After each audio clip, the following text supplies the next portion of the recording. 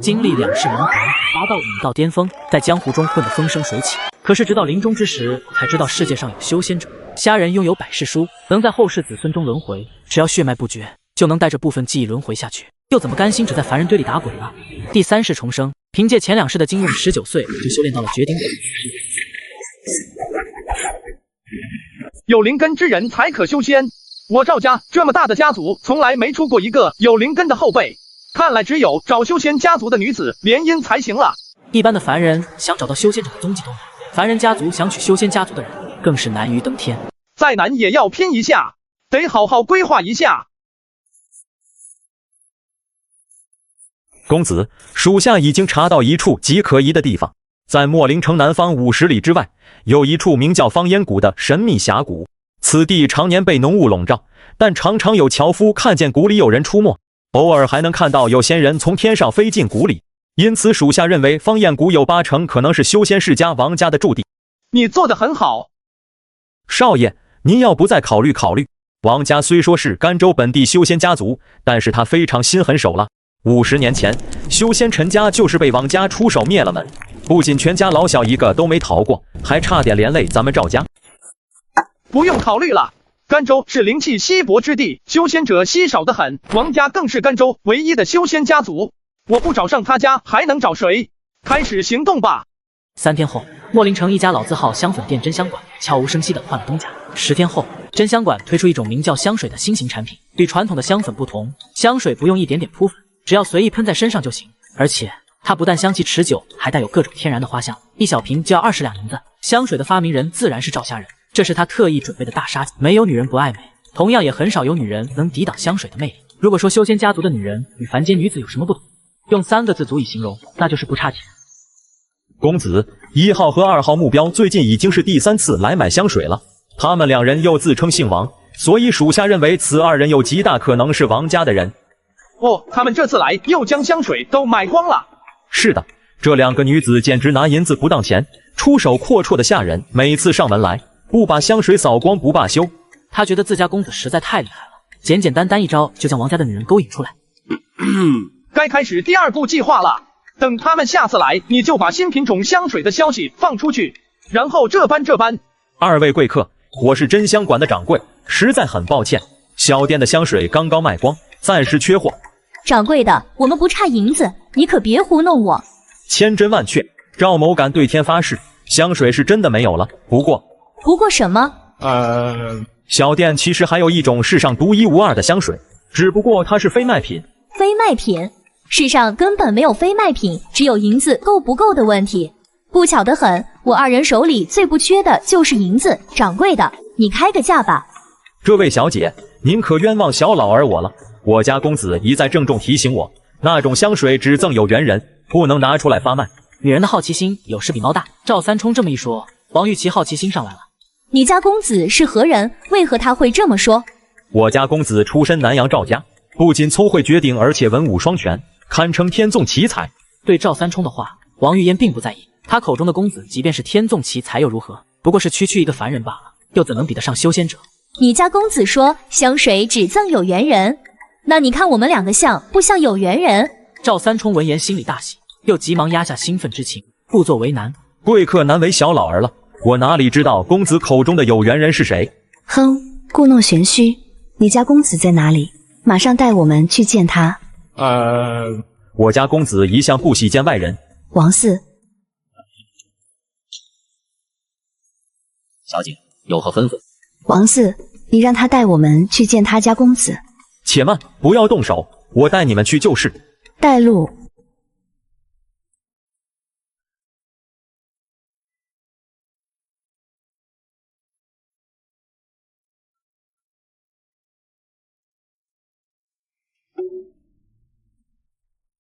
快带我们去见你们公子。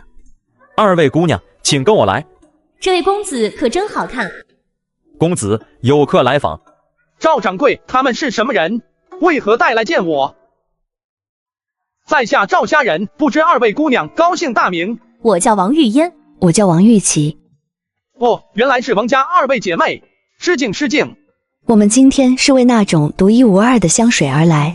赵公子说过，这种香水只赠有缘人，不知你说的有缘人指的是什么人？赵家人听完这话，沉默了片刻，然后语气低沉地向两人讲了一个凄美的爱情故事。这个故事是由前世如鹊桥会、梁山坡与祝英台等著名爱情故事改编而成。临死前，那位可怜人为纪念这段无疾而终的爱情，调制出一种世上独一无二的香水，取名金风玉露。有诗为证：仙云弄巧，飞星传恨，银汉迢迢暗度。金风玉露一相逢，便胜却人间无数。柔情似水，佳期如梦，忍顾鹊桥归路。两情若是久长时，又岂在朝朝暮暮。文字的魅力无疑能跨越时间与空间，即使换了一个世界。鹊桥仙词句中蕴含的柔情诗意，瞬间打动了某个涉世未深的少女。听到这首词，王玉琪泪眼朦胧，感动得快哭了，而王玉嫣却神色平静，只有目光便柔和了很多。问世间情为何物，直叫人生死相许。金风玉露只赠送给真正懂得情为何物的有缘人。两位姑娘，你们觉得自己是有缘人吗？唉，很抱歉，看来金凤雨露与二位无缘了。公子，我二人听得如此动人的故事，也算大有收获。既然我等与他无缘，也不会在此强求。只是我有一个冒昧的请求，不知公子愿不愿意听我说？姑娘请讲。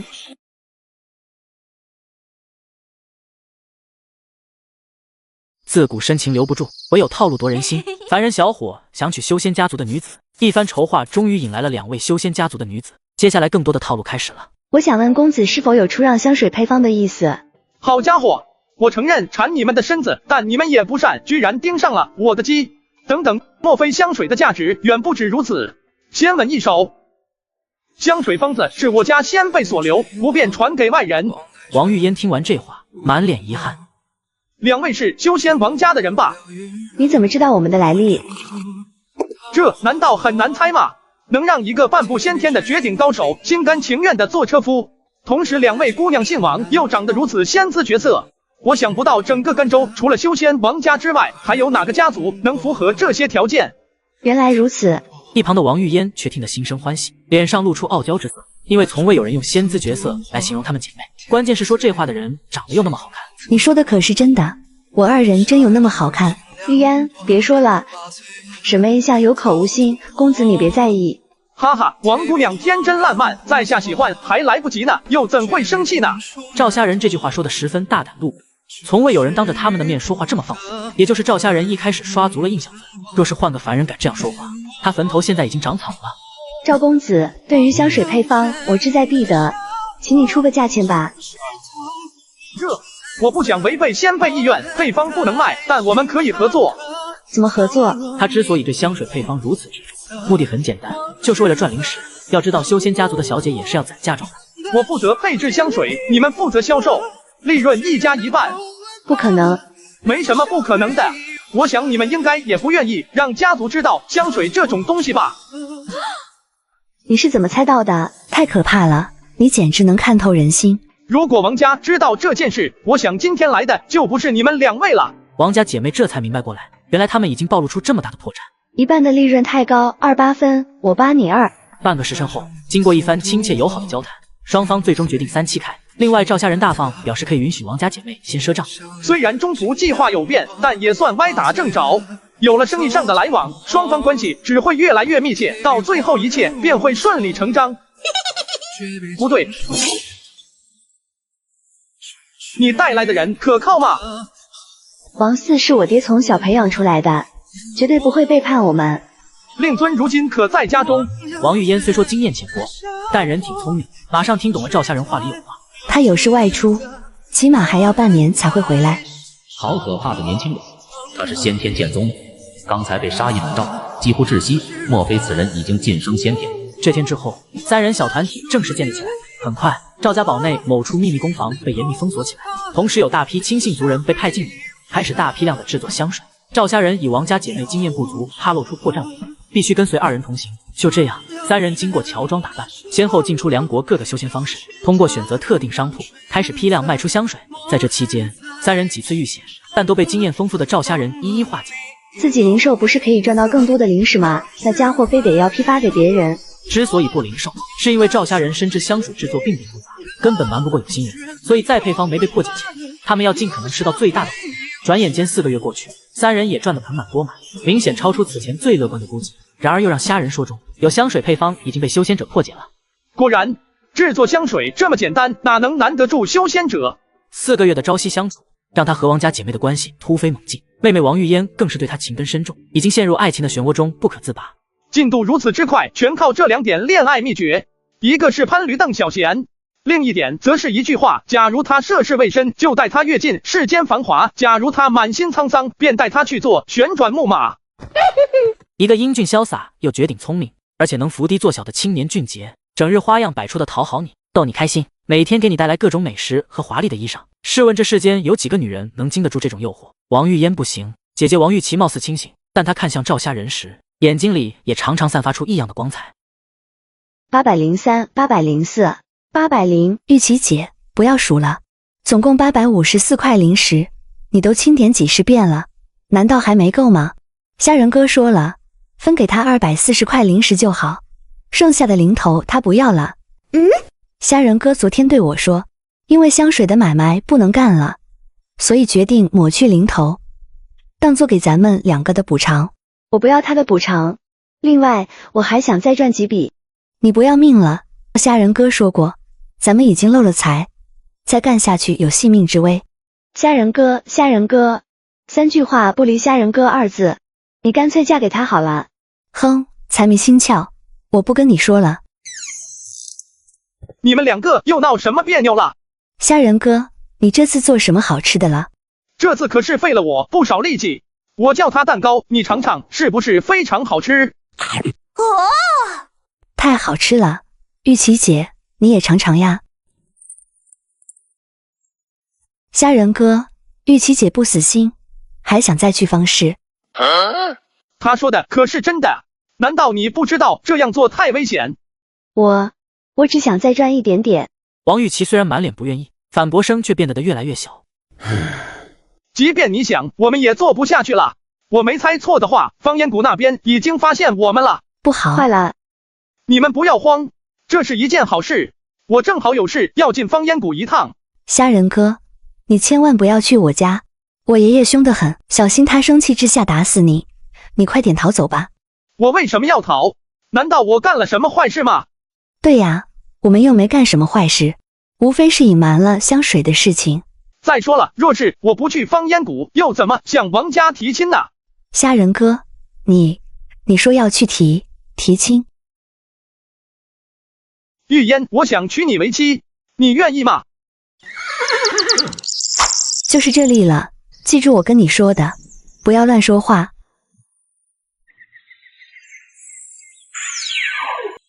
进去吧。爹，大伯，三伯。王义公，他是王玉嫣和王玉琪的父亲。半月前，他接到家族的千里符，立刻放下手中事情，不顾一切的赶回方烟谷。事情再紧急，也不如自家小棉袄被人偷走了重要。方烟谷知道此事，还是归功于王四。王四虽然不会背叛两姐妹，但更效忠他们的爹。哼，跟我走。小子，你不是我王家的人，不能进去。王义涛，同辈排行老3，虽无灵根不能修仙，但也是一位先天宗师。在他看来，一个凡人小白脸想娶他家明珠，简直是痴心妄想。晚辈今日慕名而来，自问没有失了礼数，你却不让我进门，莫非这就是你王家的待客之道？我们王家谈笑有仙客，往来无凡人。你小子想进我家大门，哼哼，还不够资格。这位大叔要什么资格才能进里面？只要你能闯过我这一关，就算你有资格了。失礼了。好快，好轻功。差不多了。不好，承让了。哼，下次我不会这么大意。王玉嫣的爷爷王宗海，一位炼气9层大圆满的修仙者。表面上看王宗海的态度最好，可赵家人心里最没底的也是此人。晚辈赵家人见过王家诸位前辈。年轻人，你今天来我王家是为何而来呀？晚辈与玉嫣妹妹一见钟情，情投意合，今日到访方烟谷是为提亲而来。放肆！坐下。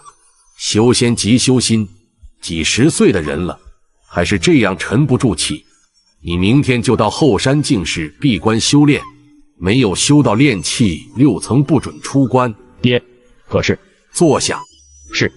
年轻人，我王家自立足至今已有900多年，像你这种事情在我家族历史上有过许多回，他们中有人成功过，但大多数失败了。你知道为什么吗？愿闻其详。因为利益，与凡人联姻远不如和修仙家族联姻带来的利益大。你能带给我王家更大的利益吗？我能。空口无凭，证据呢？这里面有500灵石，够了吗？不够。这里面写着制作香水的完整工艺以及12种香水配方，其中有3种是新型香水，尚未出现在方式里的。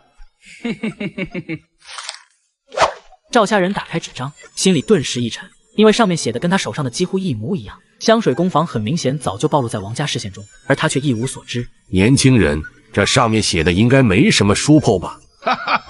还有什么筹码呢？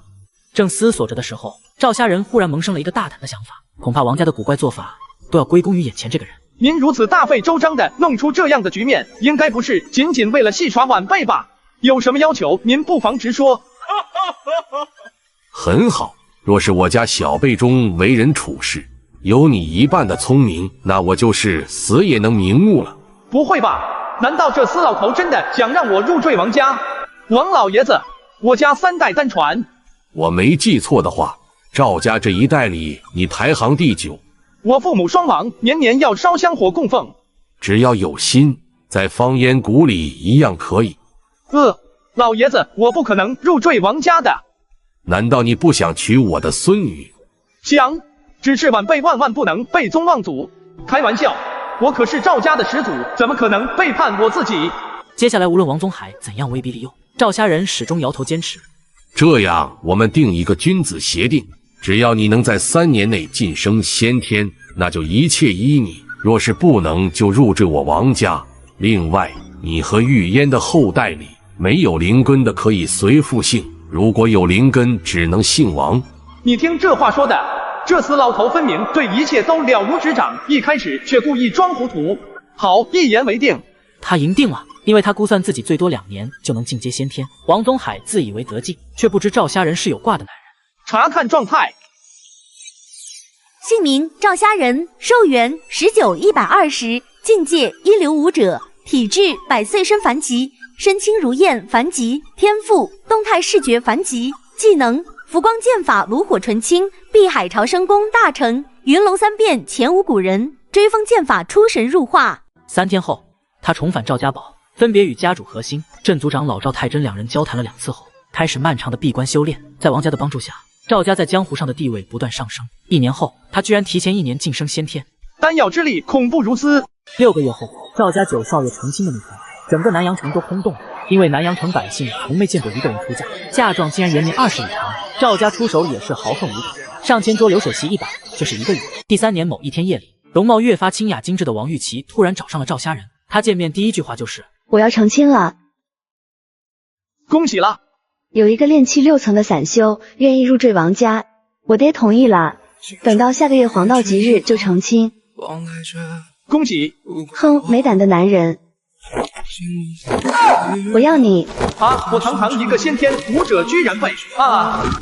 黎明时分，王玉琪悄然离去。赵家人对王玉琪的勇敢深感意外，身为男人的他都自愧不如。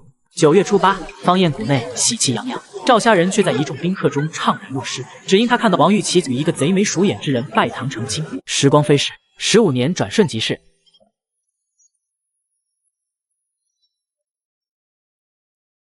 爹，你能不能不要走了？看得我眼晕。是啊，爹你不要担心啦，娘都生过我们7个了，绝对不可能有危险的。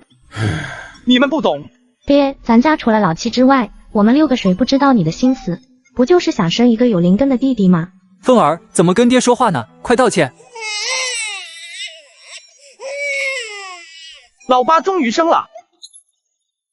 姨妈，给我看看。你爹还没看一眼呢，哪里轮得到你这个毛丫头？诺，看看你这个儿子吧，恭喜你得偿所愿。你是说？我已经测过了，是4灵根。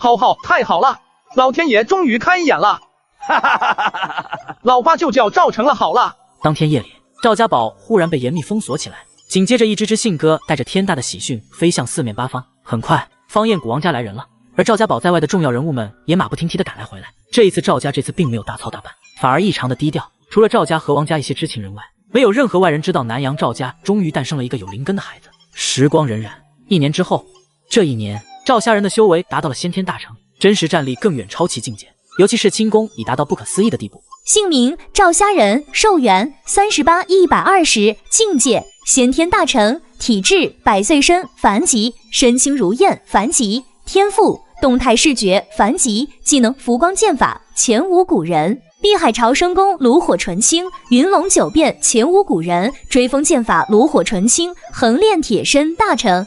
为了试验这门绝世轻功，赵虾仁在半年里踏遍梁国7州，连上12家武林大派，先后挑战了20余位先天宗师。前2天，他更是亲手伏杀了一名炼气4层的修仙者。夫君，大事不好了，我们王家……不要慌，到底出了什么事情，让你这样悲痛？快告诉为夫，一切有我呢！怎么可能？王家完蛋了！1天前，王家的死敌金丹家族周家突然找到了方彦古，为了不放走王家余孽一人，周家这次竟然派出了3名筑基和一队炼气后期族人。千里符末尾更有写道，希望赵家人一家尽快逃走，以防周家人找上赵家，以斩草除根。夫君，我们怎么办？别慌，一切有我。王家是没救了，目前最重要是尽可能保他全家上下的性命。大庸周家，此事家破子散的血仇，赵某必会10倍奉还。就算今生不行，还有下世，下世，总有一天，我要你周家血债血偿。为尽可能提高生还几率，他们夫妻只带赵成了逃走，其他7个孩子则安排近亲族人带着，尽量分开逃走。也不知道有生之年能不能再见到孩子一面。夫人，别再忘了，我们要走了，保重。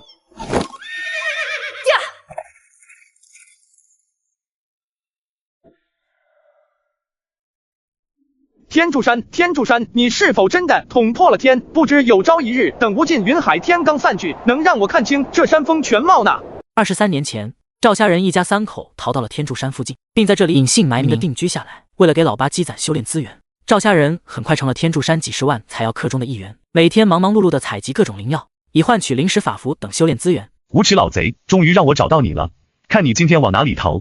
哼！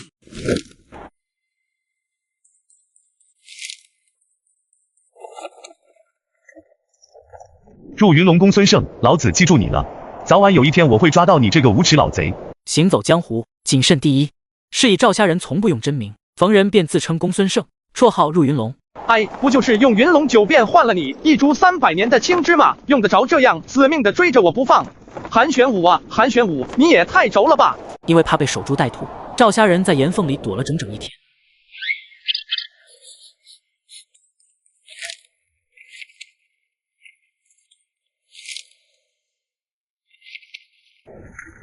哈哈，紫阳宗的光焰符，真的好巧，没想到回朝的路上也能碰上了一场交易会，运气不错。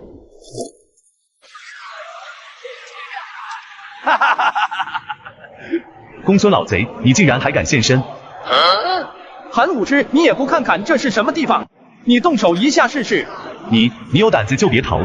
赵家人在天柱山混迹20多年，虽说连修仙者也不是，但是他的名气一点不小，胆大包天，奸猾手狠。翼装飞行第1人，先天伏杀炼气术士，凭筑基手工逃脱上陆兄安好，还有诸位。公孙老弟，最近在哪里发财？你一个人担着实在危险，不如加入我的队伍，大家也好有个照应。哈哈，陆兄的好意，我心领了。不过这些年我一个人懒散惯了，不太适应和别人一起行动。时候差不多了。交易会开始，众人都将自己采到的珍奇宝药相互交易。一段时间后，赵家人突然闻到一股很淡的奇怪的味道。而且这味道逐渐变浓，不对，此处有诈！听我一句劝，尽快离开这里。赵家人欲用传音入密的功夫，提醒完韩玄武后，手脚麻利将地上的东西收回背包。收拾后东西，赵家人突然站出来，怒气冲冲地向韩玄武吼道：“好，今天遇上你，算老子倒霉！我走还不行吗？有胆子就来追我吧！”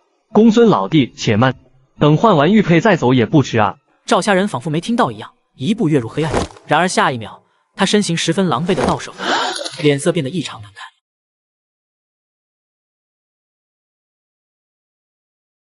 赵家人采药回家途中，遇见紫阳宗弟子举办的小型交易会，本以为是运气好，可是交易会开始没多久，他就发现可能有诈，他迅速收拾东西离开，却被黑暗中的法阵给挡了回来。这时候，有机灵的采药客已经察觉哪里不对劲了。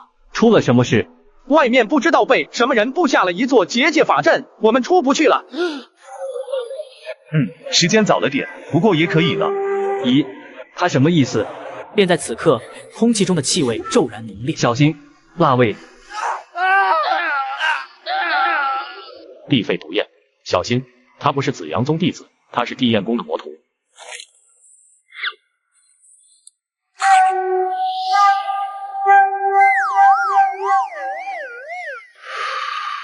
这毒烟还真是厉害。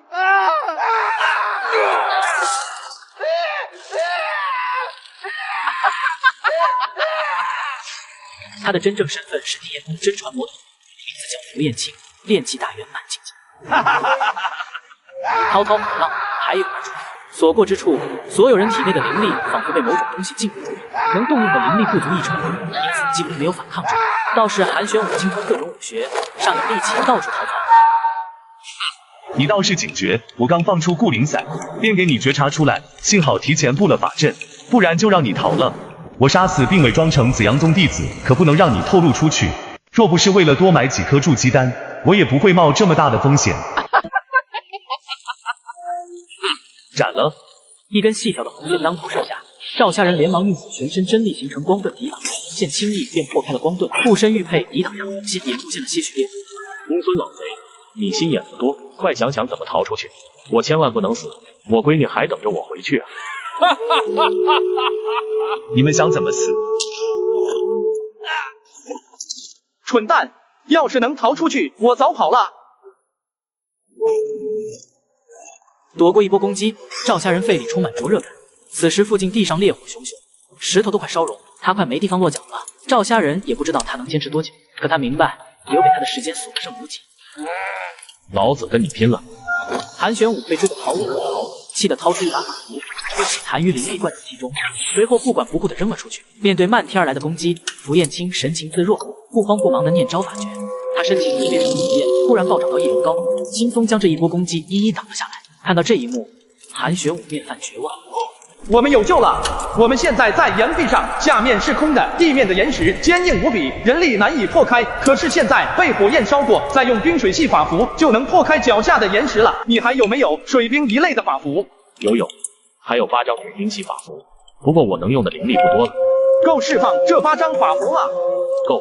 很好，待会儿我让你往哪儿扔，你要用最快的速度把它们全砸出去。听明白了吗？跟我走。就那里扔。韩玄武虽然想不明白为什么，但没任何事，立即用起最后一点灵力，释放出所有的水冰系法符。岩浆式的地面迅速冷却凝固，重新露出灰白色石质，并且咔咔突然裂开无数细小缝隙。啊，我明白了。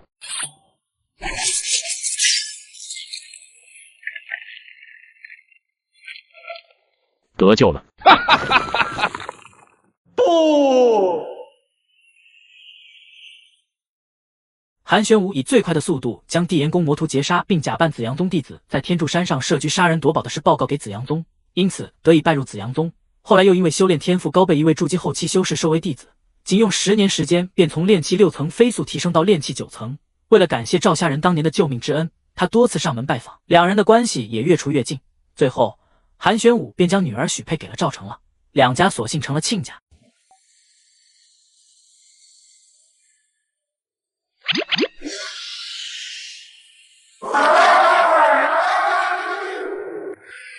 趁着两头怪兽激斗正酣，无暇顾及周围，赵家人偷偷从树洞里钻出，悄无声息地逃入更远处的浓雾里。真是倒霉，居然遇到了云海乱流。云海乱流是天柱山常见的一种气候天象，它极其危险复杂，犹如飓风龙卷，一旦被它卷进去，连筑基修士都很难及时脱离。不知在乱流里飞了多久，赵家人只觉脑袋一痛便昏迷过去。等他醒来后，当场傻眼，周围全被浓雾笼罩，不知道身处何地，山石、草木、苔藓都是天柱山常见的东西。可是这怪兽可不是常见的东西，一个时辰过去了，浓雾没有一点消散的迹象。难道我被卷到了死亡宝地？天柱山背阴面存在着大片从未探索过的蛮荒地狱，这里是灵药、灵植、妖禽凶兽的天堂，也是万千采药客的埋骨之地，这里便被称为死亡宝地。他好不容易找到一个落脚的缝隙，暂时喘口气。浓浓的厚重雾气把赵夏人的眼睛和耳朵封印了，天地变得异常死寂，失去视听两感。又明知自己处在一个极度危险的地方，绝大部分人出自本能都会产生恐惧，赵夏人也不例外。半天后，他爬上了一处凹进山壁的坡地。这雾气里的药味太冲了，就像数以百计的灵药扎堆生长，10几种不同香气混杂一处，让人一闻就忍不住上头。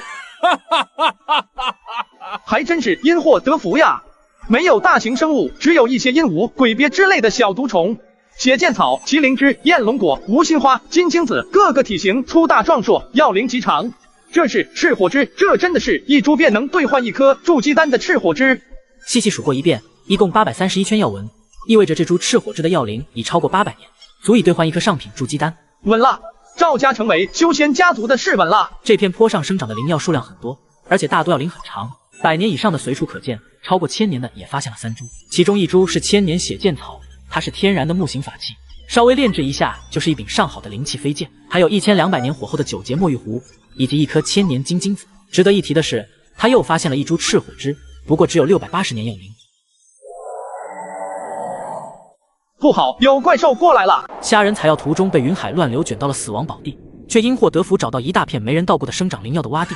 正当他高兴的时候，来了一头吃人的怪兽。赵虾人一闪身躲进了早就看好的一处藏身地。那是赤火枝生长的地方。怪兽在树根处刨了一会，显露出下面的土层，即是熟练地叼出一把土，直接吞进嘴巴里，嚼都没嚼便咽了下去。或许这土真有药效吧。在吞咽了这玩意儿之后，怪兽精神竟振奋起来，一声叫唤，张开双翅，扇出一片狂风，振翅飞翔而去。吃土！赵虾人从藏身处跳出来，跑到飞溪挖开的土层前，仔细查看，深坑里残存着稀碎的根茎，泥土呈暗褐色。咦，有一种淡淡的异香，气味真的很淡，要不是我嗅觉异常灵敏，还真闻不出来。味道极其苦涩，这莫非就是传说中的药泥？修仙界自古以来就有药泥之说，传说当灵药无人采摘，自然枯萎死亡后，经过千百年的腐败风化，会化为带有药性的土壤，又经过不知几万年的日积月累，一层层药土堆叠，会逐渐生成一种能加速灵药生长的药泥。这药泥含有一部分药效，可以当作灵药吞服，但远不如它的催熟特性。想到这里，赵虾人异常兴奋，开始迅速在坡地上四处挖掘。只有枯树根1尺范围内，还有其他一些零星的地方，才有药泥的踪迹。赵虾人又花费1个时辰，用挖出来的药泥把几株药龄最高的灵药细细涂抹岩石，这样既保证了药效不流失，又防止药香传出去后引来不可预测的危险。由于背篓空间有限，赵虾人挑了又挑，选了又选，最后只把药龄最长、价值最高的10来株灵药带走。最后他砍下一小节看上去更加新鲜的树根，放入背包里。天柱山有一个好处，只要你横向攀爬，总会转到山的另一边。不知过了多长时间，赵虾人终于从死亡宝地挣脱出来，再一次见看到了太阳和云海。谁也不知道期间他经历了什么艰难险阻，而对这一段经历，赵虾人也是3缄其口。给老子跪下！爹，我知错了。呸！你知错个屁！这些年我和你娘苦口婆心的说过，你不知多少次，你哪里改过了？修炼几十年，你才堪堪修到炼气3层，而你媳妇不过5灵废根，却已经是炼气5层境界，一个4灵根连废灵根都不如。快说，你是不是又偷偷将灵元丹送给他了？爹，你也知道我从小就坐不住，一修炼就打瞌睡，反正我服用灵元丹也是浪费，倒不如给青青。韩青青却是一个不折不扣的修炼狂，除了生孩子的2个月之外，她常年在净室里闭关修仙，无事不出门。你媳妇天生废灵根，根本不可能筑基，灵元丹给她就不是浪费了，还不如给宣汉和兰兰。赵宣汉是赵成乐的大儿子，今年12岁，炼气2层，和他爹一样是4灵根。兰兰全名赵宣兰，今年才6岁，却是赵家人老2口的掌上宝，天生金土木3灵根，他才是赵家的希望，未来筑基可期。我问你，家族的祖训是什么？爷爷，我知道，万般皆下品，唯有修仙高。哎呦，兰兰来了，快到爷爷这边来。你奶奶呢？奶奶在后面呢。死老头子，老八也都是快40的人了，怎么动不动就让他跪着？他不愿意修仙，你就是在强逼他也没用。糊涂，你也是修仙家族出来的，难道不知道这世上唯有修仙者才是人上人？哼，赵虾人，你说这话是不是嫌弃我老了？亏我辛辛苦苦给你赵家生了8个孩子。赵虾人最怕他这一招，见状急忙服软道歉，同时让儿子马上滚出去。王玉烟很得意，丈夫这辈子都被她这招拿捏得死死的。只是看着外貌不过50许、满头黑发毫无皱纹的丈夫，再看看满头白发苍老如斯的自己，一时间，王玉琪心里油然生出一种年华老去的感伤。爹，岳父来了，他正在客厅等你呢。你先陪着你娘，我去见你岳父。前年，紫阳宗派韩玄武到天柱山担任主持交易会的特派专营弟子，赵虾仁也因此受益匪浅。2个月前，赵虾仁通过韩玄武出手了一株千年9节墨玉壶，不仅换来一批5行法符、灵元丹等基础修炼资源，还得了一个重要的情报。玄武，消息确认了吗？紫阳宗今年会放出几枚百年令？整整10枚。20几年前，紫阳宗内有位金丹大圆满的真人即将开始冲击元婴境界，为了提高成功率，紫阳宗不惜血本也要炼制出元婴丹。元婴丹这种4阶极品宝丹，其炼制成功率显然极低，所以一连失败了2次后，紫阳宗也是元气大伤，最近不得不卖出大量资源回血。每一枚百年令代表着一条1阶灵脉的百年拥有权，而1阶灵脉足以供养出筑基修士，拥有百年令的修仙家族也会受到紫阳宗的庇护。作为有元婴老祖坐镇的大型势力，很少有势力敢履其虎须。起拍价多少？每年要还贷多少灵石？百年令对修仙家族而言非常重要，尤其是像赵虾仁这样的微型炼器家族。起拍价5万灵石起步，上限未知，但最少也要6万。反正咱们2家落一块也买不起。至于每年的租费不提也罢。你怎么知道我买不起？你有5万灵石吗？这个真没有。没有。你说什么呢？百年令就不是咱们能惦记的东西。这次的机会可不能错过。紫阳宗名下的每条灵脉都是有相配套的强悍护山大阵，一旦发动能防御住普通筑基后期修士的进攻。此外还配有万里一线符，紧急时候可以向紫阳宗发出求救符信。几十年来，大雍周家始终是悬在他心口的一柄利刃，平时总是提心吊胆的，生怕有一天周家突然找上门来。只要拥有百年令，赵家就不惧周家来攻，也能安心发展100年。10条灵脉因为品质和资源产出不同，其价格也必定有高有低。咱们专找价格低的拍。我是没有5、6万灵石，但没说拿不出价值相当的宝物。赵大哥，你此事。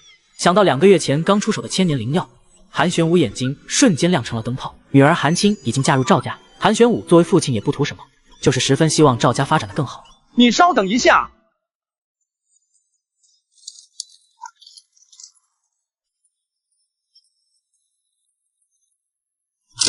当看清河中灵药的模样，韩玄武当场就跳了起来，饿狼扑食般凑到玉盒前，满脸难以置信的表情。紫阳宗要拍卖10条小型灵脉的百年使用权，韩玄武本以为虾仁没钱参与拍卖，虾仁反手拿出一堆罕见的灵药。这株赤火枝有800多年药龄，应该值个5、6万灵石吧？值，太值了！一枚上品筑基丹在紫阳宗内部至少也要5万灵石，而且有价无市。外面房市上，你根本见不到上品筑基丹的影子。这种天大的机缘突然出现在炼器修仙者面前，换谁也把持不住啊！送给你了。什么？你刚才说什么？我没听清。我说送给你了。老大哥，这事你可不能开玩笑，真的。自然是真的了，我只希望你以后能好好照顾宣汉和兰兰。老大哥，宣汉和兰兰也是我的外孙或外孙女，我不照顾他们，还能照顾谁呢？有你这句话，我就放心了。好家伙，这是血剑草，起码有1500年火候。这株千年血剑草至少值几万灵石。这种天然灵气具有不可替代的成长性和亲和性，只要使用者不断往血剑草里灌输自身灵力，血剑草就会继续成长，威力也会越来越大。它甚至有可能成长为金丹级法宝，还是本命法宝的那种。这个是琥珀石兰，炼制高阶伏魔的必需品，这么大至少也得700年吧。700年麒麟枝，500年焰龙果，7叶7瓣阴阳花。赵老哥，你这是挖到宝窝了呀！呵呵，采药几十年，我手里也就存了这么一点好货。为了百年令，这下连老底子都翻出来了。死亡宝地坡地灵药园的事，赵虾仁不打算向任何人透露。天柱山阴面太危险，即使如赵虾仁也是百经生死才逃出来。赵家后人老老实实修仙就好，不要拿性命赌博。也就韩玄武听完很想啐他一脸，这个赵虾仁实在太不要脸了。天柱山不知道有多少采药客一辈子都采不到一株500年以上的灵药，这位老大哥一出手就是7株。其实赵虾仁还藏着赤火枝和千年金金子2种价值过万的灵药，这是他为赵家留下的底牌，即使是韩玄武也不会跟他讲。哎呀，这血剑草绝对是可遇而不可求的至宝啊！你不用惦记血剑草了，还是估算一下这些灵药大概值多少灵石吧。除了血剑草，其他4样加起来大约16000灵石左右。若是加上血剑草呢？至少6万。若能让更多筑基剑修下场争抢，血剑草还能多卖1-2万灵石。赵哈人点点头，韩玄武说的价格与自己估算的差不多。赵大哥，你不用担心，这点灵药在紫阳宗不算什么，很容易被内部消化。另外，我师父也是一位剑修，他老人家身家丰厚的很，血剑草卖给我师父，保证你不吃亏。韩玄武的师父是一位筑基8层剑修，师祖是金丹中期剑修，剑修以战力强悍著称，因而韩玄武所属的剑修一系在紫阳宗内也算是一方山头，属于能和元婴老祖能说得上话的那种。赵虾人之所以敢打百年令的主意，也有借助虎皮拉大旗的意思。既然如此，一事不烦二主，参加紫阳宗拍卖会的事也交给你吧。小事一桩，老哥，那每年2000灵石的租费可是一笔不小的数目，你们赵家能撑得住吗？用不用我出面向灵石行贷出一笔灵石应付上几年？不用，我还能暂时支撑上3-4年，再加上灵脉的产出，应该能撑更久。说不定拍下百年令之后，也能剩下不少灵石。那就好。之后，两人又商量了此事的一些细节和关爱。等到正事说完，天色已经暗淡下来。赵虾人也顺势让韩玄武在赵家住下，让他好好陪一些自己的外孙和外孙女了。时间过得很快，转眼间就是2个月后，大型拍卖会，赵成了和韩青青也先后出入各大丹铺和灵药店，购买了许多种不同的灵药种子。赵虾人是凡人不方便出面，只能让他们2个出马。买灵药种子是因为赵虾人想冒险再次去一趟坡地灵药园，收割灵药是一方面，另一方面则是他想利用那里得天独厚的环境，主动培育一些外界罕见却十分重要的灵药。所谓布局当下，远谋千年，说的就是赵虾人这种人。1个月后，随着最后一批紫阳宗杂役从龙里湖撤离，赵虾人一家在韩玄武的带领下搬到了湖畔的庄园里。紫阳宗经营龙里湖也有将近1000年，已被开发成熟，每年产出和收益都十分稳定。龙里湖的百年令价格不高，只有63000灵石，所以最终被韩玄武拍了下来。这个价格，这是因为它的灵脉是一阶水形灵脉，有大半都在湖底，不像山地和平原的灵脉，不仅能种植灵谷和灵药，甚至偶尔能发现一些小型灵矿。龙里湖除了面积大，有200多里湖面之外，能稳定产出的收益不多。龙里湖除了卖一些灵性鱼虾之外，最出名的是赤鲤河壁里2种一阶妖鱼。若是足够幸运的话，说不定能捕获一条龙鲤。龙鲤是赤鲤河壁里杂交后诞生的一种灵鲤，几十年难得一见。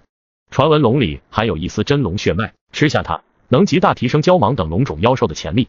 我对龙鲤并不抱太大希望，反正拍下百年令能为赵家寻觅一处安全之地，我已经十分满意了，不会再奢求什么。龙里湖也不是没有意外惊喜，赵虾人居然在湖边发现了8亩灵田，应该是有人背着门派偷偷开辟的，这下便宜了赵家。搬到龙里湖没多久，韩青青出乎意料的又怀孕了，这可是一件天大的喜事，不仅是对赵家，对赵虾人更是如此。为了8个月后出生的第3个孙子，赵虾人突然忙碌起来，他准备提前进山。辟谷丹、除味粉、护身玉牌、半法器长弓、破甲剑、半法器混金软剑。随着一样样物品被买回，赵虾人进山的日子终于到了。他没向家人说明此行的危险性，只说去天柱山采药。在最后离开之时，赵虾人将赵成了拉到一边，偷偷把一枚锦囊交到儿子手上。万一我半年后还没回来，就打开锦囊。赵成了虽然性子懒散，但人不笨，很快听出来老爹话里明显有诀别之意。然而无论他怎样劝说，赵虾人始终没有改变自己的想法。很快，赵虾人毅然决然地告别家人，向天柱山进发。赵虾人告别妻子，给儿子留下一个锦囊，做好了一去不回的准备，冒着死亡的风险进入死亡宝地的坡地灵药园，只为了家族未来100年的发展。3个月后，当赵虾人再次出现在龙里湖时，他竟然断了一条胳膊，而且胸腹上遍布深刻入骨的伤口，就像是被某种可怕妖物的爪子反复划过一般，身体濒临崩溃，重伤欲死。夫人，我回来了。刚见到王玉嫣的面，赵虾人一口气松懈下来，立刻倒地昏迷不醒。赵家的顶梁柱忽然间倒塌，老太太王玉嫣也随之吓昏过去。这时韩青青突然站了出来，很快稳定住局面。她一边严密封锁消息，一边发传信符，让韩玄武尽快来龙里湖主持大局。不仅是只有韩玄武才有可能救下赵虾人，还因为韩青青和赵成了夫妻2人收拾赵哈人东西的时候，竟然震惊地发现了满满1背篓的灵药，每一株都有至少几百年药龄。接到宝贝闺女的传信符，韩玄武第一时间意识到了事情的严重性，立即终止闭关，租用了宗门的万里云雕，仅用半天便赶到了龙里湖。幸好他来得快，身上还带着1颗1阶上品还阳丹，这才险险保住赵虾人的性命。用了足足2年时间，赵虾人才把伤势养好。查看状态，姓名赵虾人，寿元7999，境界先天极限，半步通神，体质100岁身凡级，身轻如燕凡级，天赋动态视觉凡级，灵鼻凡级，技能浮光剑法前无古人，碧海潮生功炉火纯青，云龙九变前无古人，追风剑法炉火纯青，横练铁身破功。进了一趟坡地灵药园，居然折损了20年寿元。但这笔买卖终究是赚的。他心里始终铭记着一句话：不争一世之长短，且过时事看高低。作为百事书的主人，赵家人绝对有这种长远的目光。这次事件之后，赵家人宣布金盆洗手，自此过上了含饴养孙的悠闲生活。10年后，赵府后宅里气氛异常沉重，下人侍女们大气也不敢喘一口。王玉嫣已经陷入弥留之际，赵家人将一大家子全轰了出来，简直是不可理喻。哼，真是越老越糊涂。赵成了越想越生气，让他闯进屋里，他又没那个胆子，不是不敢，而是真打不过。别看老爹快90岁了，但自从在2年前自创出3大神功后，居然能轻松吊打他一个炼气4层。房间里面，赵家人坐在床边，握着妻子王玉琪的手，满脸温柔地说着两人结婚后70年来的点点滴滴。此时她已经陷入昏迷，根本听不到丈夫说什么。不知过去了多长时间，王玉嫣缓缓睁开满是白斑的双眼。虾仁哥，我终于死在你前面了，真好。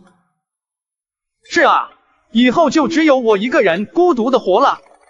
我知道你很怕寂寞嘛。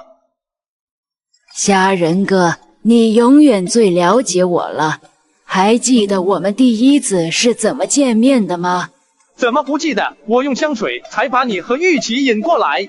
为了吸引你们的注意，当年我还特意弹了一首琴曲《高山流水》。我就知道你存心不良，当年我也是年少无知，才被你轻松骗到手。你后悔了吗？不后悔，永远不后悔。赵家人心神一紧，不由自主地紧紧握住妻子的手，他知道这是回光返照。虾仁哥，我想再听你说一遍当年你送给我的定情诗。纤云弄巧，飞星传恨，银汉迢迢暗度。金风玉露一相逢，便胜却人间无数。等到赵家人念完定情诗之后，王玉琪仿佛完成了最后的心愿，面色迅速灰白下去，呼吸近乎停滞，只剩下最后一丝意识。虾仁哥，我突然想家了，想我的爷爷奶奶、爹爹娘亲，还有我的玉琪姐。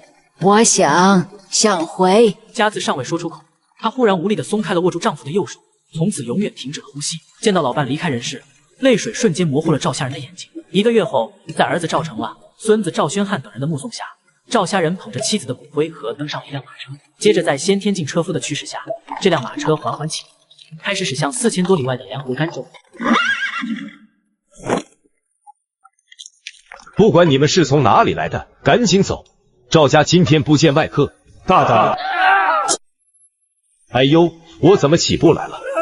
我听不见了。此人竟然是甘州罕见的先天宗师，是与血刀老祖见情况不对，同一级的存在。血刀门弟子连忙往屋里跑，突然一股极强的威压笼罩了下来。我问你们，赵府发生了何事？你们又是什么人？我们都是血刀门弟子，不过我们绝对没恶意。是血刀老祖他老人家想收赵府3少爷为徒，这才亲自来到赵府。我们只是守在门外，防止外人打扰罢了。收徒？若是真的想收徒弟，应该不会弄出这样的阵仗。老太爷，小的看着动刀的架势，那个血刀老祖怕是来者不善呢。您看，要不要小的先将此人打发了？不用。这位便是威震甘州江湖半甲子的血刀老祖长猛。你们赵家考虑的怎么样了？什么时候让老祖我见见我的宝贝徒儿？常老祖，你能收杰儿为徒，按说是我赵家的幸事，只是不巧得很，杰儿前2天去探望他姨祖母了，如今尚未回来。不然等他回来后，我让杰儿主动去血刀门拜师，你看可否？放屁！你们赵家只会耍花枪。前些日子，老祖我让你们用话诓了回去，今天你们休想再欺骗老子，赶紧让那小子出来，否则别怪老祖我动手了。这老者名叫赵宣义，身份是赵家当代家主。血刀老祖是先天宗师，赵家除了3伯祖之外无人能敌，但3伯祖今年已经90有5，尚且不知能否是血刀老祖的对手。难道又要请姨奶奶出手？可是他老人家向来不关心俗事，而且杰儿还在他那里藏身，要是……老夫之前还想着谁能弄出这么大的声势呢，原来是长血刀你来了，怪不得呢。赵老头，原来你还没死呢，不过看你气喘吁吁的样子，能不能拔出剑还两说呢。当年的御剑公子早死了，现在只剩下孤拐老头子喽。不过老头子，我反正也活得不耐烦了，要不要我带你一块走？老不死的，你敢威胁老子？赵家人千里迢迢回老家探亲，却被拦在门外，一问才知道是有人欺上门，想要强行带走他重孙。老不死的，你敢威胁老子？怎么会呢？老夫不过是怕一个人上路寂寞，想找一个顺眼的人陪陪我罢了。赵老爷子误会了，长兄其实并无恶意，只是见贵府三少爷天资聪颖，是一块练武的好材料，见猎欣喜之下，这才来到贵府，主动提出收他为徒。收徒怕是羊入虎口吧？这两人为何死盯着玉洁不放？莫非玉洁身怀灵根的消息不慎泄露出去了？别看他张嘴闭嘴的要带人一块死，实际上他根本做不到。在2年前他就已经破功，一身先天真气也溃散一空。你们的好意赵家心领了，但我赵家家许渊源、浮光剑法和云龙参变更是独步甘州，并不需外人教导自家儿孙。好啊，敬酒不吃吃罚酒，看来今天老祖我不动手是不行了。刚才是谁说要在我赵家动手啊？哪里来的老残废，居然敢跟老祖叫板！徒儿给我上，格杀勿论。是老祖。赵二，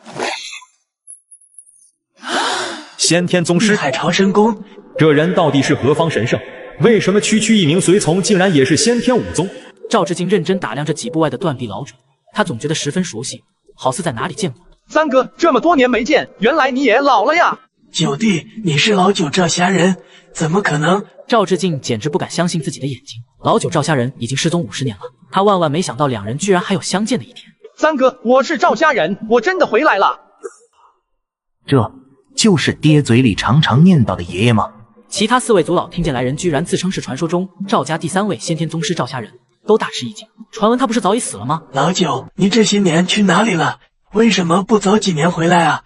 都死了，长辈兄弟们全都死了，连成功、城里这些后辈们也死了，如今只剩下我一个苟延残喘的活着。你怎么不早回来？赵虾仁浑身巨震，刚刚他听到了一个最不愿意听到的名字——成功。他的大儿子居然已经去世了。他曾经亲手把自己的7个亲生骨肉送上马车，最后眼睁睁地看着他们各自驶向未知的远方。这一刻，赵虾仁心里忽然无比苦涩。他原以为自己足够理智，但是他错了。那个，我还有事，就先告辞了。聒噪！赵虾仁突然被长猛打断了思绪，心里忽然生出一股无名怒火。众人眼中，他们只看到随着聒噪2字一出，雪刀老祖的头颅突然毫无征兆地从脖子上掉落下来，根本搞不清楚是怎么回事。只有一旁的老道士看清一道快得不可思议的蓝光从断臂老者垂下的袖口里飞出，瞬间划过雪刀老祖的脖子，轻松的仿佛刀切西瓜似的，而他却没感应到一丝灵气波动，但这样才显得更加恐怖啊！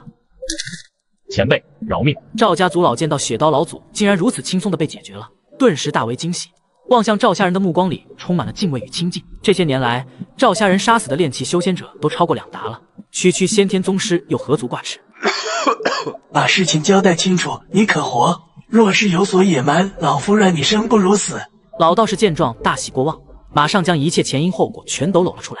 3个月前，梁国黑冰台突然发下一个秘密悬赏任务，任务是将赵家3少爷赵玉洁请到梁国国都庆丰城。雪刀老祖长猛暗地里是黑冰台的金牌客卿，他抢先接下这个任务。只不过长猛来到南阳城后，一直找不到赵玉洁的踪迹，所以才借着收徒的幌子想要找出赵玉洁。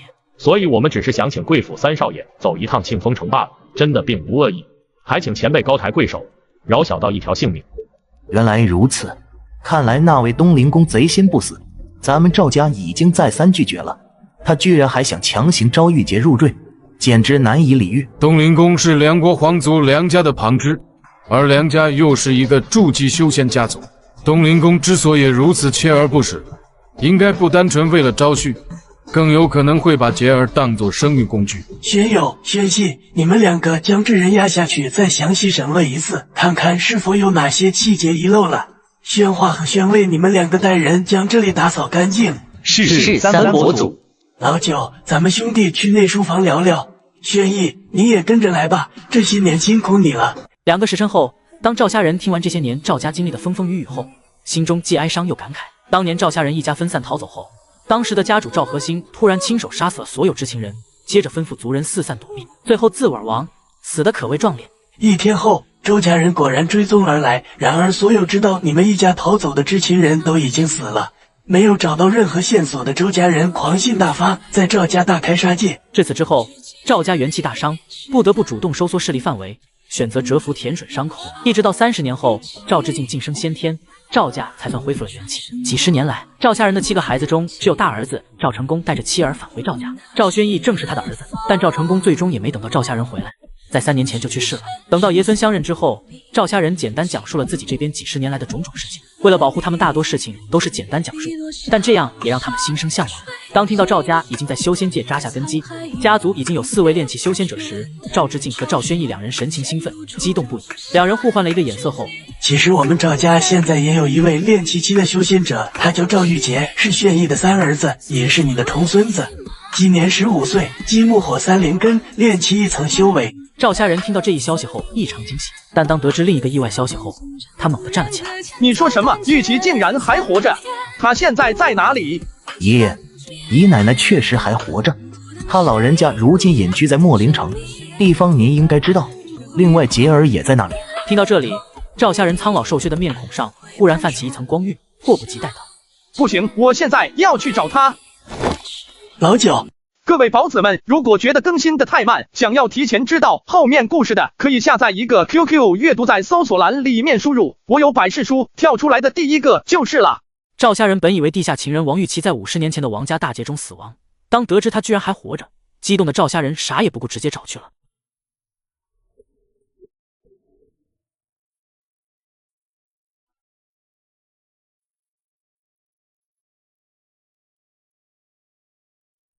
高山流水，哎，真的太长时间没谈过了。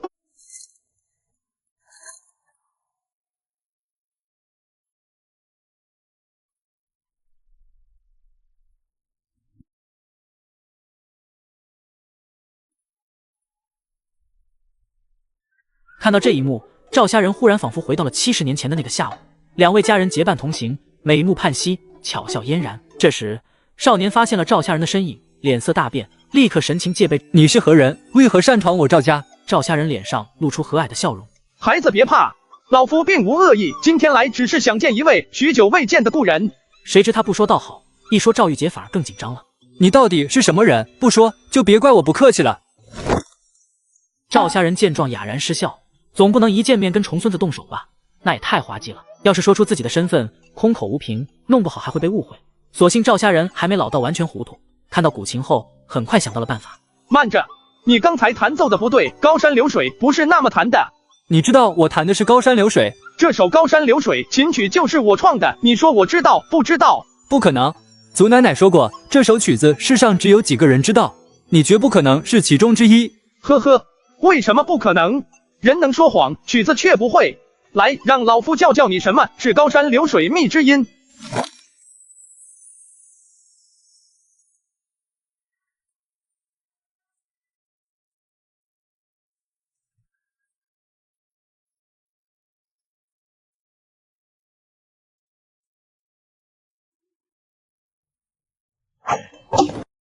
一切戛然而止，赵家人身体一僵，缓缓转过头看向花园的角门。50年风霜雨雪，尽管曾经的美人已被时光磨灭，但赵家人仍然一眼认出了来人的身份。两人对视良久，直到赵家人激动澎湃的心逐渐平复下来。玉琪，我回来了。王玉琪看着眼前的断臂老人，心情复杂之极。50年的时光太久，泯灭了太多的期盼与激情。他原以为再见面会情难自控，但当两人真正重逢之时，王玉琪发现自己异常平静。好久不见，你还好吗？我还好，你呢？一点都不好。赵家人顿时哽住了。王玉琪看到他这个样子，忽然笑了，一瞬间仿佛又回到了从前。许多年不见，你怎么变笨了？你年轻时的花言巧语哪去了？哎，老了，老的都快糊涂了。你也老了，咱们都老了呀。玉言呢？他还好吗？性子还跟从前一样急躁吗？赵家人闻言表情一僵，迟疑了一下。3个月前，燕妹已经去世了。死了，都死了。王家如今只剩下我一个人了。你还有我呢。你又不是我王家人。我是王家的女婿，而且成了玉洁等许多儿孙身上也有王家的血脉。玉琪，你并不孤单。两人这才注意到旁边一脸尴尬的赵玉洁。3日后，赵氏祖地墓园的西北角树立起了一座崭新的坟墓，王玉嫣最终葬在了这里。也许是受了极大的刺激，回去当天，王玉琪忽然一病不起，赵家人出于亏欠的心理，不顾劳累，每天都陪在他身边。可能是年纪大了，又伤心过度，王玉琪最开始还能下床走走，到了后期身体太虚弱，已经下不了床了。赵家人一边照顾他，一边暗中安排赵宣义、赵玉洁等一部分赵家族人秘密地向龙里湖迁徙。那边正是极度缺少人口的时候，现在迁移一部分人过去，就能迅速夯实家族根基。赵成了2口子，2人都不是管理家族的那块料。赵宣义是南阳这边的家主，正好可以帮助赵成了2口子管理庶务和普通族人。3年后，秋风萧瑟，落叶纷飞，赵家祖地墓园在王玉烟的坟墓旁又竖起了一座墓碑。玉琪，我说要给你一个名分，你生前却始终不同意，你这是想让我亏欠你一辈子呀？哎，我给烟妹写过一首定情诗，现在也给你一首，省得你见到烟妹后说我不公平。问世间情为何物，直教生死相许。天南地北双飞客，老翅几回寒暑。欢乐去，离别苦，旧中更有痴儿女。君应有语，渺万里层云，千山暮雪，指引向谁去？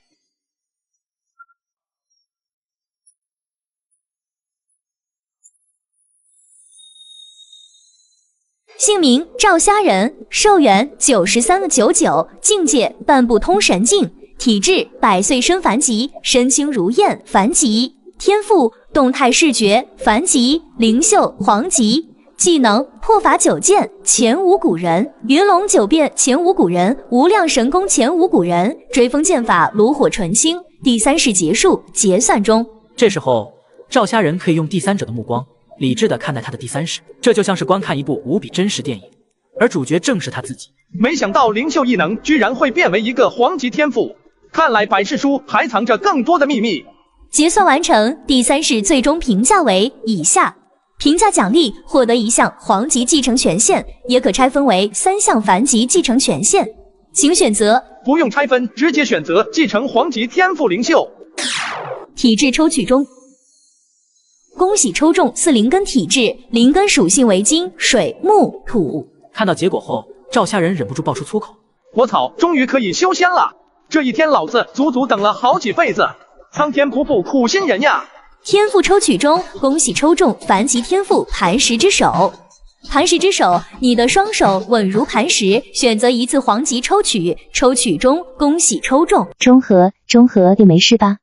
第3世结束，赵虾仁抽选到了4灵根体质，虽然不算太好，但好歹可以修仙了。又抽选了一些技能，他就陷入了昏迷之中。冲和，你没事吧？当赵虾仁从黑暗中醒来，心里迅速浮现出无数记忆。赵冲和今年16岁，金水木土4灵根，父母双亡，炼气1层修为。刚刚在和2房族人的比试中被一颗战水珠打晕，失去了进入水脉修炼室的机会。融合了赵冲和的记忆后，赵虾仁惊讶地发现，从他死后竟然已经过了280多年，族内丁口已经超过5万人，拥有31位修仙者。他的子孙果然没辜负他的期待。韩玄武最终晋升为筑基剑修，以210岁高龄坐化于紫阳宗内。冲和，你终于醒了。少女名叫赵冲薇，金水木3灵根，炼气2层修为。他们2个都是赵家大房冲字辈族人。赵虾仁和赵冲薇算是同辈，但要按照血脉关系算，赵虾仁应该叫他姑奶奶。只是赵冲薇今年才17岁，因此赵冲和平时都以小姑奶奶称呼他。我没事。冲和，不要灰心，下次你一定能打赢2房的赵冲夏。赵家如今的形势不妙，为了争夺服用筑基丹的机会，赵家现在内部分歧严重，2房内斗十分激烈。赵家大房是赵虾仁大儿子赵成功一脉，2房则是老八赵成了一脉。赵虾仁死后许多年族人多了，为了争夺资源，2房的分歧也越来越大。在韩玄武的斡旋下，紫阳宗答应让赵家继续租用龙里湖200年。时间到了150年前，当时韩玄武刚刚作化没几年，筑基4层的赵宣兰突然在一次外出时无故失踪，从此杳无音讯。当时赵家的筑基修士只剩下赵玉洁一人。90年前，赵玉洁作化，从此赵家再无筑基修士。由于2房内斗不止，导致赵家势力大大衰弱，2房关系急剧恶化。在2个月前，赵家动用家族底蕴拍下1颗筑基丹，之后赵家2房为了服用筑基丹的人选吵得不可开交。若不是周围几家修仙势力在一旁虎视眈眈，大房和2房恐怕早就动手了。现在也好不到哪儿去呀。不用打开看，赵虾仁就知道单瓶里装的是1阶灵元丹。赶紧收起来，别让人看见了。不用给我，你留着自己修炼用吧。你是3灵根，有希望筑基，家族分配给你灵元丹是盼望你刻苦修炼，早日筑基。记得不要辜负家族的期望。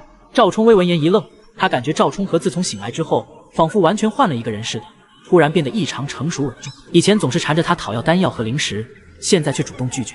莫非打击真的能让一个人迅速成熟？微微，你在干什么？难道又想把灵丹给那个废物？赵家人打眼一瞧，心中油然生出一种厌恶。老者名叫赵金鹏，性格刻薄寡闻，好为长辈。赵家大房有17位修仙者，赵金鹏也是其中之一，修为在炼气5层。也不知道为什么，赵金鹏总是瞧不上赵家人前身，平时见了不是训斥就是冷嘲热讽。六爷爷，我没有。还说没有，这是什么？家族正值青黄不接的时候，好不容易匀出来几瓶灵月丹，就是让你给这个废物的。尼玛，一口一个废物的喊着，难道老子没名字？你说谁是废物？你小子就是一个废物，修炼了5、6年，连14岁的赵冲夏都打不过。不是废物是什么？不仅是你，你爹也是一个炼气6层修仙者，连过午都看不住，活该死在外头。辱人父母，岂是长辈所为？今日之辱，我赵冲和记下了。有句话，今日送给你：欺老不欺少，莫欺少年穷。冲和，微微，你喊那个废物干什么？下一场就要到你了，还不赶紧准备准备？六爷爷，你怎么能这样说呢？冲和也是咱们大房的人呀。那就是一个废物，大房有他没他都一样。回到自己的小院，赵家人迫不及待地进了修炼室。和最重要的修仙相比，赵金鹏根本不算什么。这会儿，赵家人已然把他抛到脑后了。查看状态。姓名赵冲和，赵家人，寿元97/16，境界炼气1层，体质4灵根黄级，初级自愈凡级，天赋灵秀黄级，子弹时间黄级，寒食之手凡级，技能功法玄灵功入门，法术春风化雨术，熟练滴水剑入门，折光术入门，制服一阶春风化雨符入门，一阶金光臂入门。在转生前最后2次抽取中，赵家人抽中了黄级天赋子弹时间和凡级天赋初级自愈。子弹时间黄级一旦发动，精神极度敏锐，整个世界瞬间变慢几百倍，时间仿佛被停滞，每次持续时间2秒。初级自愈凡级，因个人体质不同，伤口愈合速度提升3到10倍。赵家人心里寻思起来，初级自愈没什么可说的，倒是子弹时间看起来很有搞头。想到这里，赵家人抛却杂念，意识缓缓集中。当意识凝聚为一点时，仿佛突破一层无形壁障。赵家人蓦然发现眼前的世界瞬间近乎停顿，感觉无比新奇，仿佛看到了一个崭新的世界。2秒钟后，世界恢复正常，赵家人瞬间从实停状态中跌落出来。太神奇，太奇妙了！明明仅有2秒钟，赵家人却感觉整个过程至少持续了1分钟。从某种意义上讲，它代表着时间流速足足变慢了30倍。这意味着什么？赵家人一时没完全想透，但他知道无论在哪方世界，任何涉及到时间的能力或天赋都举世罕见。不得不说，这一次赚麻了。试验完心得的天赋后，赵家人平复好心情，开始今生第1次修炼，闭目冥神，精神迅速进入空明状态。四周突然变得黑暗，慢慢出现5颜6色的灵气粒子，还有一些奇异的感觉。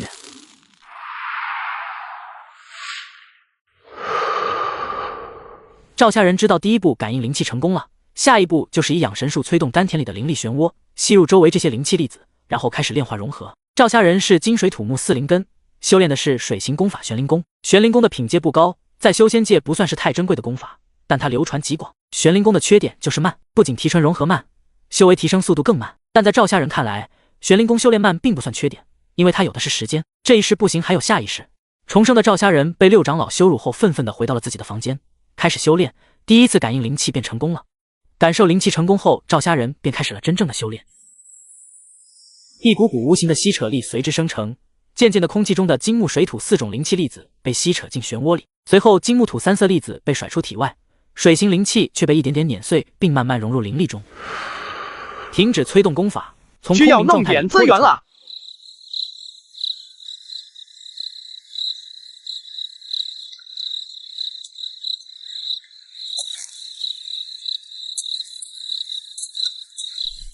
片刻后，赵家人从3尺深的土坑里挖出一件包裹，打开包裹，就见里面有100多块的下品灵石，以及一柄3寸长的古铜飞剑，3块墨色晶体，一根惨绿色的小剑。古铜飞剑是1阶中品飞剑，相当于普通的1阶上品法器，价值在750块灵石左右。这些是赵家人的战利品，是上一世从一个炼气4层采药客身上得到的，也是赵家人上一世留下的后手之一。哈哈，最珍贵的还是这把惨绿色小剑，一次性自爆法器，有剧毒腐蚀性。一旦被他扎中，连炼气后期也会重伤，稍一迟疑便会毒发身亡。1个月后，经过1个月闭关苦修，他终于突破炼气2层境界，当然代价也不小。6瓶灵元丹被他一口气干完了。6、7、42块灵石都足以买到一件1阶下品法器。普通炼气前期散修，平均1年也赚不到50灵石。相比苦哈哈散修，赵家人已经算奢侈了。可要是和宗派弟子比较，这又不算什么了。炼丹还是以后再学吧。修仙100亿里画符的门槛最低，有法笔、灵墨、符纸就可以了。正好我的前身就有画符基础。少爷，不好了，您快去看看吧，老爷们快跟2房的人打起来了。不要慌，发生了什么事？今天早上2房赵族老带着魏家人突然气势汹汹地找上门来，非要和咱们理论个清楚。骊山魏家是赵家的联姻家族，家族驻地骊山位于龙里湖西南200里，山底下是一条1阶上品灵脉。魏家有一位筑基修士，7位炼气后期，实力比现在的赵家更胜一筹。想到2房赵金刚长老的为人做派，赵家人心里突然有一种风雨欲来的感觉。魏家来者不善，很可能是冲着筑基丹来的，更有可能是针对赵家。赵家现在内斗不止外敌环伺，没了筑基修士坐镇，正是实力最衰弱时候。除了魏家，龙里湖周边的蓝家、小风谷等修仙势力恐怕也暗中盯上了赵家这块肥肉。一旦露出致命破绽，赵家必然要面临被周围势力分割吞噬的危险。他们如今在哪里？在偃月岛同心堂。偃月岛是赵家最核心密地，一向不许外人进入，因为那里是龙里湖防御大阵的所在地，也是赵家面临灭族之危时最后的逃生之地。如今2房的人竟然带着魏家人进入偃月岛，分明是引狼入室。站住！赵家人打量对方了一眼，心知他们都是魏家的人。让开，我要进去。你是真不知道假不知道？知道什么？你来晚了，从哪里来回哪里去吧。我乃赵氏族人，赵金刚，族老是我二爷爷。我进偃月岛天经地义，而且我正要进去助他一臂之力。你们魏家不是我二爷爷请来助拳的吗？难道现在想站到大房那边？哎，原来你是2房的，怎么不早说呀？赶紧进去，说不定能帮上什么忙呢。一听赵家人是2房族人，魏家2人连忙让开道路。2位辛苦，千万不能放大房的人进去。等事成之后，我会向二爷爷替2位表功。哪里，小兄弟言重了，我们2个也是奉命行事。见到护岛大阵没开，赵家人心里一沉，顿时加快了脚步。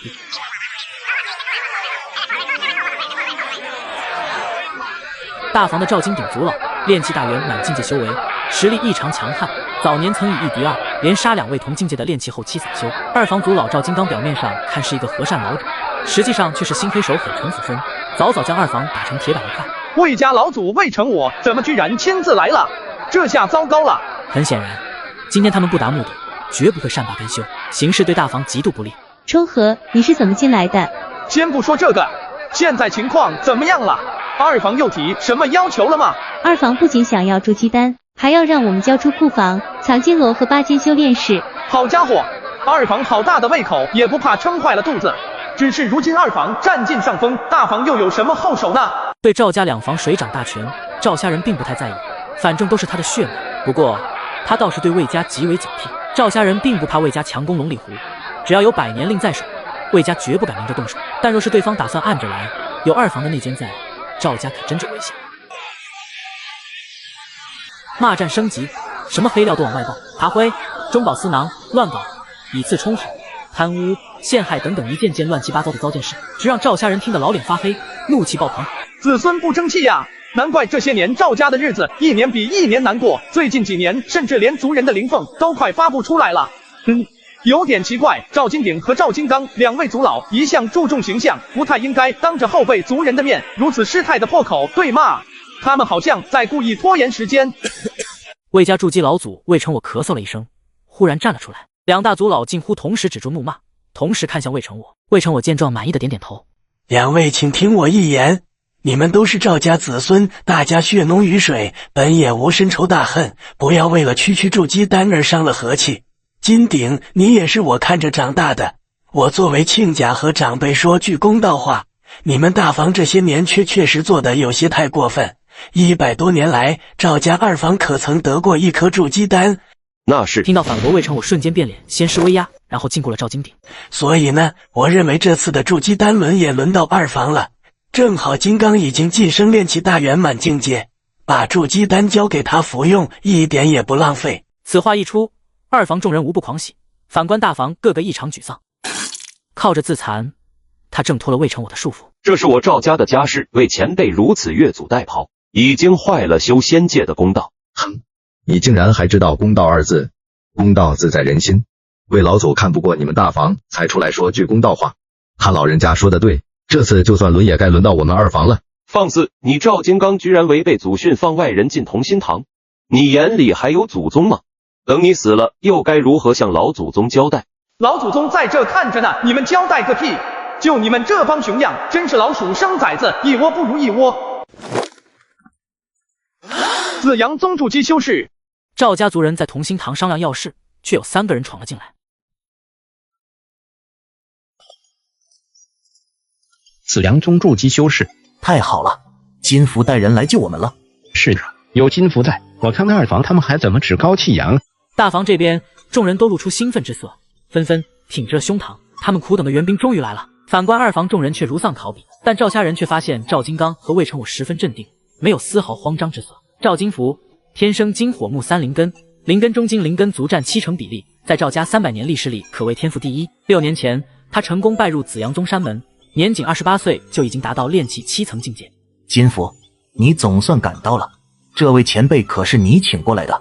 然而，赵金福脸上却毫无笑意。万里一线符，只有在最危险的时候才能用，每家仅有1张。你居然为了这点小事就敢擅自动用，看来我想的没错，赵家烂透了。金福，你这话是什么意思？我说赵家已经烂透了，这个家不带也罢。此话一出，众人哗然，连二房也不例外。整个赵家最有可能筑基的只有赵金福一人。赵家这些年之所以过得如此拮据，有很大原因就是将大量修炼资源投入到赵金福身上。金福，你说什么话呢？你可是中阁老祖的嫡玄孙，不待在赵家，你还能到哪里去呢？他可以跟我回魏家。你是何人？这是我们赵家的家事，哪有你一个外人插口的份？筑基修士，放肆！同心堂里顿时一片死寂。呵呵，我接到宗门任务，本意是为救援。来之前，我还以为你们赵家快不行了呢，现在看来完全是一场闹剧呀！胡闹！我紫阳宗发下的万里一线符是让你们这样用的吗？你们赵家太让人失望了。为了你们这帮废物，韩师祖当年不惜耗光所有人脉情面，才让你们续租了200年龙里湖。现在看来，他老人家完全做错了。敢问前辈，您和韩老祖是？陈师叔的师傅是剑痴道人。剑痴道人是韩玄武的大徒弟，当年跟赵家主要是跟二房很亲近。原来是自家人呀，陈前辈，晚辈赵金刚出身赵氏二房，刚才失礼了。韩师祖是我陈子川最敬仰的人，你们二房身上有他老人家的血脉，就不用多礼了。短短几句话的功夫，大房这边已经瞧出了苗头，他们这次请来的恐怕不是援兵，而是恶客呀。没想到陈道友跟二房关系如此亲近，老朽魏成我跟二房是亲家关系，说来咱们也不是外人。久仰久仰。陈道友，正事要紧。给你介绍一下，这位是西黄州伏龙魏家的魏前辈，筑基后期高人。魏前辈有礼了。魏前辈今天是为金福失职而来，确切的说要带失职回魏家认祖归宗。啥？认祖归宗？赵金福不是俺们赵家的人吗？怎么又成魏家的人了？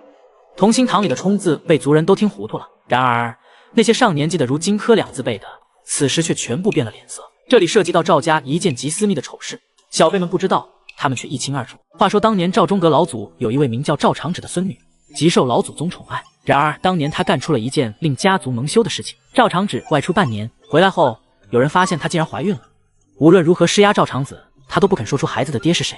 当年因为这事，赵中阁老祖发下雷霆震怒，在赵长芷生下孩子后，远远将她嫁出万里之外。从此她也成了赵家的禁忌，谁也不敢提。不过令所有人没想到的是，这个野种竟然是生有灵根，而且天赋异禀，聪慧过人。不好，莫非金福的爹就是这个魏家的人？你们弄错了，金福是我赵家的嫡系子孙，绝不可能是你们魏家的人。哼，老婆子可是用3阶血脉符试验过了，他身上绝对有我魏家的血脉，而且血缘跟我家老祖极为接近。3阶血脉符难道还会出错吗？赵金鼎无言以对，但仍存着最后一丝希望，看向赵金福。金福，我爹姓魏，我自然也姓魏，这个赵姓不要也罢。今日起，我改名魏福，从此跟你们赵家毫无瓜葛。你这个畜生，赵家这些年哪里对不起你了？你呸！魏家可曾喂你吃过一口饭、一滴奶？你个畜生！赵家族人义愤填膺，恨不能打死这个数典忘祖的畜生。金福哥，你是赵家大房嫡传的子孙啊，你怎么可以改姓？你这个畜生！哼！赵金刚却表现得很冷静，先想想了措辞，问道：金福，他们魏家有什么好的？即便魏家比赵家强，但你可是赵家的嫡孙，等你筑基后，赵家早晚都要交到你手上。哼！赵家，你看你们两房赵家人为了区筑基丹，互相争斗、陷害、勾结外人，哼！同心堂真是一个笑话。赵家，我不稀罕；赵家人，我也不想当。这些年你们赵家送给我的东西，今天我加倍还给你们。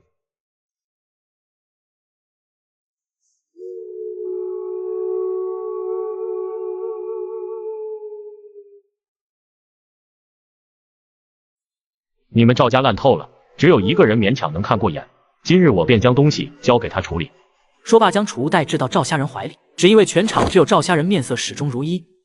从此之后，龙里湖赵家与我再不相干。说完，赵金福转过身，毫不留恋的大步走出了同心堂。呵呵，赵家在他眼里，连筑基修士都无的赵家根本就是一个笑话，连给魏家提鞋的资格都不配。未成我目送魏家老妪离去，心道这场闹剧也该收场了。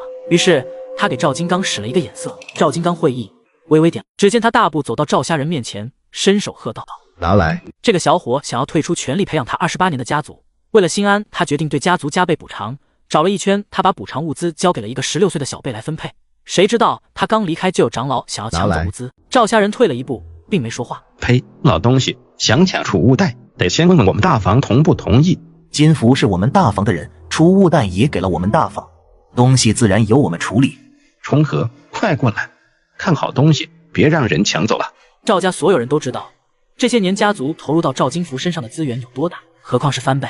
他们目光里满是贪婪、渴望、嫉妒。好不要脸的老货，那处事都说让我们大房处理了，你竟然还敢上来抢，是不是连家族的祖宗规矩都忘了？别忘了，赵家现在还是我们大房做主。提到规矩，你莫非忘了我也是家族族老？家主不在，我有权处理任何赵家的事情。既然这样，你们不如现在就选出一位家主来。陈道友言之有理，作为亲家，我赞成，谁反对？此话一出，如同定海神针，瞬间镇住了局面。这两位分明是早有预谋，明显在给二房撑腰。按照最公平的做法，现在赵家每人都有一票选择权，可投到你们心目中的家主人选身上。不错，这样很公平。呸，公平个屁！现在同心堂里大房才11个人，而二房却有14个人。我不同意，我们赵家总共31位修仙者，现在只有25位在场，除非全部到齐，否则我绝不同意这个方法。你真的要反对？见这一言不对就要痛下杀手的架势，赵金鼎终于犹豫了。凡是愿意选我做家主的，以前的恩怨一概不究，今后大家尽往一处使，储物袋里的东西也会公平分给大家。若是不愿意，没收所有后逐出家门，去做当一个颠沛流离、居无定所、凡俗亲人沾不得一点光的散修。愿意者就站到我身后。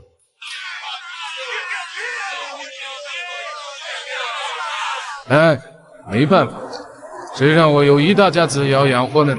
我生在这龙里湖，还想死在这里啊！一笔写不出2个赵字，又何必硬顶呢？血浓于水呀！渐渐的，大房这边人越来越少，只剩下4个人：赵金鼎、赵冲威、赵虾人，还有一个人出乎所有人意料，此人身上充满浓郁的药味，他正是赵家唯一的炼丹师赵克汝。克汝，你糊涂了，还不赶紧过来！不了，六叔，我还是站在这边吧。你们，赵虾人并不在意赵家谁做主，但他不能看着赵家被外人玩弄于股掌之中。而且赵金福也不是想象中的那样绝情绝义，他留在储物袋中的一样东西，这会儿正好有大作用。陈前辈、魏老祖，晚辈十分赞同2位前辈的提议，只不过因为这件事太仓促，可否给我们一点私人空间，让我们两房商量一番？呵呵，如果能商量成功，你们赵家也不会闹到这个地步。小朋友不要多做无谓的挣扎了，快站过来吧。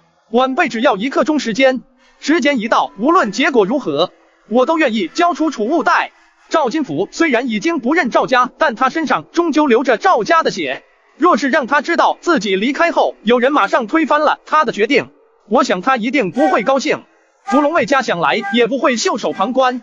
话音刚落，陈子川就皱起了眉头。别人不了解，但他却知道西荒州伏龙卫家是一个丝毫不逊于紫阳宫的庞然大物，家族高手如云，代代都有元婴老祖坐镇。笑话，赵金福已经不是赵家人了，他管不到。好了，我给你1刻钟商量的时间便是。魏兄，我们走。你有什么话赶紧讲。眼看大局已定，此时却忽然出了一点幺蛾子，这让他十分不爽，心里开始盘算着以后怎样给赵家人穿小鞋。呵呵，你们莫非忘了龙里湖的租期只剩下不到10年了？是啊，200年租期将至，万一到时候紫阳宗非要收回龙里湖，他们赵家该怎么办？赵氏5万族人怎么办？你们不用担心，等我筑基后，一定会说动陈前辈，请他代为斡旋。我想紫阳宗应该不会收回龙里湖的。你能保证自己能筑基成功？你能保证陈子川能做到韩老祖那样的程度？你不能。你既不能保证筑基，陈子川也绝对不会像韩老祖那样豁出脸面。所谓靠山山倒，靠人人跑，放弃幻想，面对现实，没人能帮助赵家，人一定要靠自己。筑基丹，赵金福临走之前也算做了一件好事，从紫阳宗兑出1枚下品筑基丹留给赵家。想来他也知道赵家如今面临的最大危机是没有筑基修士坐镇龙里湖。现在我们手里一共有2枚筑基丹，最公平的做法是2房各给1枚，正好咱们2房各有1位炼气大圆满，这样就不用争了。为了提高筑基成功率，2枚筑基丹最好只给1个人服用。我知道二爷爷的提议很正确，关键是时间不够呀。要知道炼气大圆满进阶筑基境界可不是一件容易的事，一旦筑基失败，必会元气大伤，10年都不一定能缓过劲来。现在赵家最缺的恰恰是时间。赵金刚也很快明悟过来，他心里万分不甘，自己几10年的夙愿眼看就要实现了，现在却被一个小孩子搅得稀巴烂。就算你说的在理，但赵家的家主我当定了。筑基成功了，这家主之位谁也抢不去。要是没成功，就算你当了家主，又有什么意义呢？对赵家而言，有没有家主都一样，他就是一个牌位。你当行，我当也行，谁当都行。赵家人这话说完，赵金刚心里忽然一动，仿佛抓住了什么，他突然开口道：我建议家主之位暂由冲和担任，等到有人成功筑基，再换家主便是。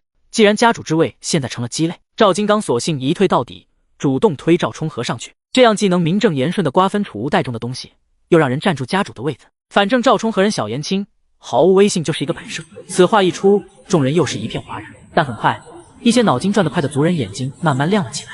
我同意。为了防止家族被外人掌控，他不得已挺身而出，调解家族2房的矛盾。没想到2房族老却推举他做家主。我建议推举赵冲和为家主。我附议。就让冲和暂代几个月吧，等族老进阶成功再卸任好了。赵家人有些傻眼，他没想到赵金刚会想出这样的骚操作，还居然得到了大部分人的赞同。他想拒绝，可已经没机会了。1刻钟后，当得知赵冲和竟然成了赵家新任家主后，魏成我当场气笑了，而陈子川也连连摇头叹息。魏成我狠狠地瞪了赵家人一眼，眼神里流露出十足的杀意。就是这个小子破坏了他魏家这些年的谋划，但他不能当着陈子川的面动手，他只得收起愤怒，带着族人无功而返。赵家这块肥肉我要定了。话说龙里湖快要到租期了吧？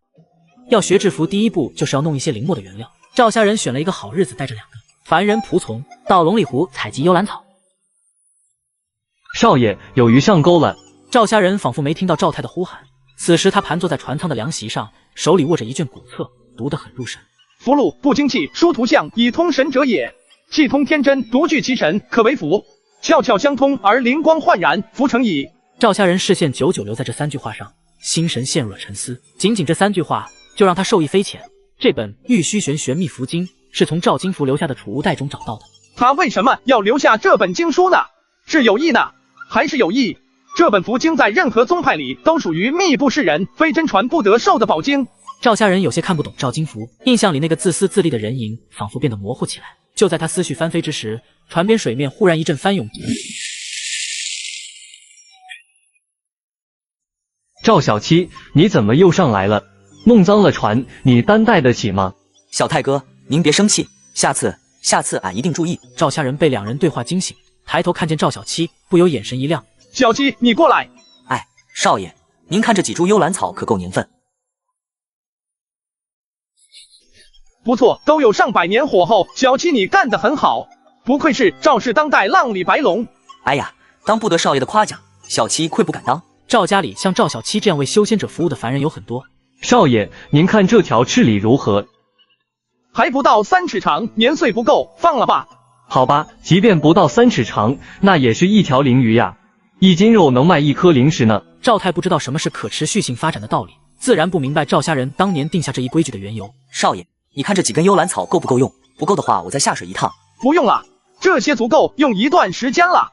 你回去后去善公堂领功吧。赵小七闻言大喜，善公堂的善功能兑换诸多如法符、灵丹宝药、高深武功等等，凡是极为珍贵的宝物。少爷，您稍等，小七再给您弄几根上来。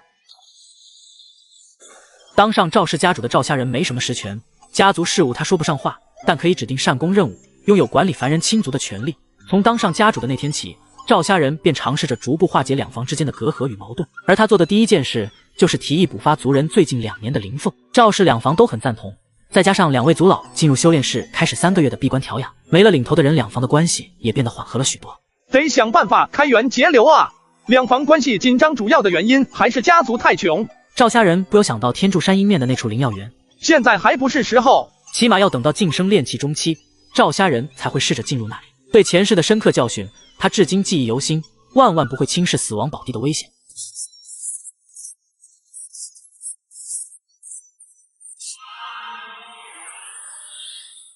又失败了，赵家人感觉有些郁闷。之前他总觉得制服并不难，然而现实却狠狠给了他几下巴掌。赵家人自认为完全掌握了春风化雨术，但一到制服环节，却总会出现一些纰漏。2个时辰绘制了11道春风化雨符，只成功了4张。哎，这成功率太低了，达不到50%的成功率就是亏本呀。这种灵墨是赵家200年前研制出的一种初级水形灵墨，原材是从幽兰草提炼出来的精华，对水形灵符有些许增幅作用。不好，最后几笔灵力怎么又紊乱了？子弹时间骤然发动，在这种奇异状态下，赵家人的感知提升到不可思议的地步。他能看到灵力时断时续地流淌到符纸上，化为一道粗细不匀的灵线，将各个符窍和灵络节点一一贯通。子弹时间居然真的起了大作用！在时间被拉长的状态下，赵家人得以从容地调动体内灵力，令其更加平稳地输出。春风化雨符成了。子弹时间效果出奇的好，但其后遗症也不容小视。每次发动这个天赋能力，都会消耗赵家人不少精神力。回忆着刚才的状态，赵家人试着再次落笔画符。这次他下笔顺畅丝滑，春风化雨符又一次成了。又成了！忽然感觉丹田一阵空乏，他这才发现体内灵力已经消耗得七七八八。炼气2层还是太低了，必须尽快提升修为啊！为了提升修为，赵家人赶往水下灵脉的家主修炼室。赵家人取出一枚碧水法珠，含入嘴里，随即跳入水里。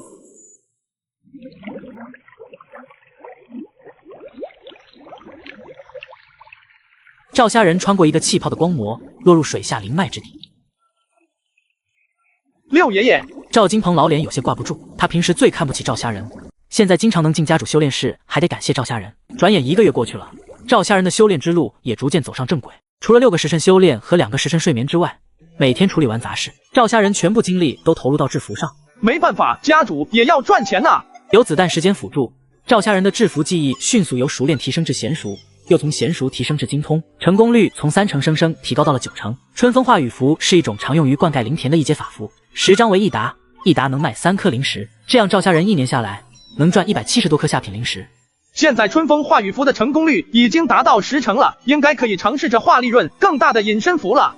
当上家主的赵家人进入了平静的修炼赚钱模式，谁知家族的危机又来了。制服先学法，隐身符的基础法术是折光术，原理是在身周凝出一层透明水膜，通过水膜将外界光线偏折，从而达到隐身的目的。1年前，他按照先辈的法术注解，已经成功修成了折光术。隐身符品阶太低，只能遮挡修仙者的身形，却不能隔绝气息，而且4周光线一旦迅速变化，修仙者就会立即露出身形。即便如此，以折光术为基础的隐身符也极受炼气境修仙者的追捧。修仙界1阶符箓种类数不胜数，然而隐身符却是修仙者公认的最难绘制的19种1阶符箓之一。2天时间，他花费了近100张符纸，终于成了。你说什么？你真的画出了隐身符？亲叔，这还有假？你一看便知。赵柯晴一把抓起符箓，放到眼前仔细打量着。我的天，咱们赵家竟然又出了一位符道天才，这真是老祖宗显灵了呀！可不是嘛，老祖宗真就活生生的站在你面前。至于他口中的另一位符道天才，便是赵冲威，他的天赋极高，仅仅炼气2层便能绘制10几种异阶法符，也是赵家5位能自己赚资源的人之一。赵家人关心的还是隐身符值几颗灵石。亲叔，这隐身符能换多少灵石？至少2颗灵石。好家伙，价格比春风化雨符祖祖翻了近10倍，可两者成本却相差无几。赵家人听得两眼放光，我要是回去一口气画上个180张，那不得赚翻了呀！巧了，赵柯晴也是这么想的。家族正值困难时期，能赚灵石的途径有限，现在忽然多了一个财源，他哪能放过？冲和，你赶紧回去多画一些隐身符，价格上保证不让你吃亏。二哥出事了。赵柯晴在科字辈排行第2，所以同辈的人都称他为二哥。柯章，快说，出什么事了？赵柯章是2房的人，武林废根，炼气2层修为。他在赵家负责一些杂事，比如收发符信、兼职跑腿、打探消息等等。也不知道出了什么岔子，玉丹阁、百炼房、黄风兰家、骊山魏家全都将灵玉退回，而且都说以后不从咱们这里进货了。听到这话，不仅赵柯晴脸色骤变，连赵家人也暗暗心里一紧。好狠的一招！要知道赵家最大的财源便是龙里湖出产的各种灵鱼灵虾，赤鲤和碧鲤不但能滋养修仙者的肉身，更能驱除修仙者体内的火气。修仙界中，炼气师和炼丹师常年累月的接触各种灵火，肉身难免会被灵火散溢出的火气侵蚀，富含水行灵气的灵鱼变成了化解火气的一种良药。因此，赵家出产的灵鱼肉很受欢迎，300年来已经在方圆千里打响了名头，笼络了一批稳定的大客户。然而今天，所有大客户居然不约而同的全部拒收了灵鱼，对风雨飘摇的赵家来说，这简直是一场灾难。一定有一只幕后黑手，看来有些势力是想一点点逼死赵家呀。毫无疑问，赵家又遇上了一场危机，一旦处理不好，恐怕会引发一连串多米诺骨牌般的灾难。柯章，你通知其他人了吗？还没来得及，出事后我第一个想到了二哥。赵柯晴同样出身2房，在赵金刚闭关后，他就成了2房的主事人。您马上通知所有在家的金字辈和柯字辈族人，1个时辰后到同心堂议事。吩咐完赵柯章，赵柯晴转身看向赵家人，冲和，你也来吧。赵家人点点头，即便作为名义上的赵氏家主，他也有权参与家族事务。1个时辰后，同心堂。来之前，所有人都已经知道了灵鱼被退回的事情，因此同心堂里的气氛异常压抑。都说吧，事情该怎样解决？一定是人在暗中捣鬼，我看是魏家那个老不死主使的。六叔，没证据的事别胡乱开口。魏家和我们赵家联姻了快200年，两家向来同气连枝，你竟然敢怀疑魏老祖到底是何用心？嘿嘿，同气连枝，也就你们2房相信他的鬼话。好了，那些无用的废话就不要说了，先解决此事，其他的以后再论。我刚刚算了一下，现在我们手里有21条灵鱼，100年以下的19条，1条100年以上的异阶碧鲤，2条200年以上的异阶赤鲤，灵鱼肉总共12000斤，这不是一个小数目，必须开发新的大客户，或者试着送往更远的房市发卖。当然，最好是劝说玉丹阁、百炼房等老客户回心转意。说完，赵克勤想了想，补充了一句：“这只是我们半年的产量。要是能有新的大买家，我们早100年就找到了。如今再找，1个字难。我们大不了一点点散卖，先拖上一段时间，看看事情能否有转机。反正家族刚有一些结余，尚可支撑1年半载。不行，这太消极。我看最好派人去百炼坊等老客户那里打探消息，实在不行就降一点价格。老九，你这话难道就不消极了？我看这是骨子里透着古怪，咱们最好先按兵不动，等到2位族老筑基后再做打算。这也不好，咱们赵家好歹也是出过几位筑基修士的修仙家族，越是这种艰难时期，越要支棱起来，否则让人看透家族内部虚弱的本质，可就悔之晚矣。这话说的对，我们不能主动示弱。对个屁！没有筑基坐镇，咱们越是强硬，就越显得咱们色厉内荏。你以为那些筑基修士都是笨蛋吗？赵家人在一旁默默地听着，心里时而点头时而摇头。他发现赵家也有几位能力不俗的族人，并不全是酒囊饭袋。赵金阁看了看赵家人，想到前些日子的事情。冲和，你来说说吧。赵家人倒是有办法解决此事，但他决定选择袖手旁观，因为他深刻懂得一个道理：有时候，适当的外部威胁能促进家族内部团结。好，我随便说两句。玉丹阁、百炼坊不是敌人，因为即便赵家最后败亡了，他们也得不到太大的好处。灵鱼肉被退回，利益受损的不仅仅是我们赵家，还有我们的老客户。你啰嗦了一大堆，全是废话。我们现在最迫切的是怎样解决这件事。这件事其实很容易解决。支柱产业被人打压，家族会议上有能力解决问题的他，却不打算帮助家族，只因为家族内部分化严重，需要外部压力来转化矛盾。他们既然不要，我们索性不卖了。哼，不卖？你倒说得轻巧，不卖灵鱼，让我们以后怎么修炼？刚刚有人已经说过了，没有筑基坐镇，无论家族对外做出何种反应，都显得没有底气。所以最好的选择是不要有任何过激反应，一切顺其自然，尽量拖延时间，等到两位族老出关再做决定不迟。呵呵，啰里吧嗦说了一大堆，总结起来就一句话：以不变应万变喽。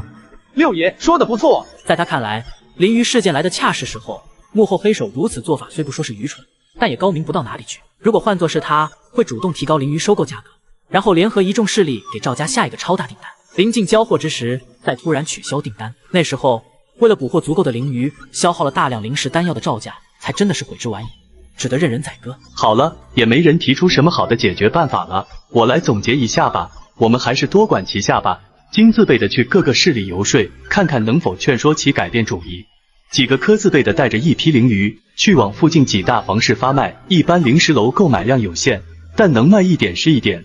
剩下冲字辈的小辈老实待在家里，抓紧修炼。转眼间，赵家大部分炼气中后期的修仙族人纷纷外出，家里只剩下一帮炼气菜鸟。为防止意外，在赵家人强烈建议下，家族不惜空耗灵石，开启了护山大阵10叠水龙阵。接下来半个月，赵家人一边埋头苦修，一边全力绘制隐身符。隐身符不愧是最难绘制的19种异阶符箓之一，即便有天赋加持，成功率仅10之23。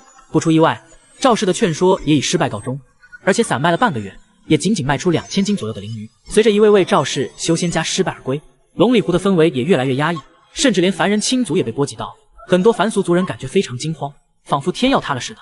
这位幕后黑手真是煞费苦心，居然连在凡人中散播谣言的手段都用上了。看来不折腾死赵家誓不罢休了。少爷，您知道谁在背后操纵吗？只有8、9是魏成，我那个老狐狸，只有他才会为达目的不择手段。我想他是为了赵氏5万凡人亲族。凡人亲族是任何修仙家族最重要的根基。我们赵家31位修仙族人里，有超过10位出身世俗家庭。等到魏家吞并了赵氏5万亲族，其家族新生修仙者的数目必然会大大增加。谁让赵家自己不争气，露出了这么大的破绽呢？对此，赵家人也没什么好办法，只能见招拆招。此事的破局关键就在于2位族老能否成功筑基。成了，大家都有光明的未来；不成就只能再做打算。2个月后，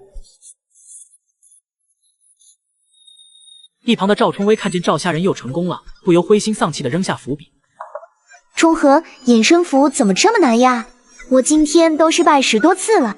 赵家人闻言走到他身旁，从桌上拿起一张画废了的符箓，端详了一阵后，小薇，你的笔法和符形没错，灵窍节点俱全。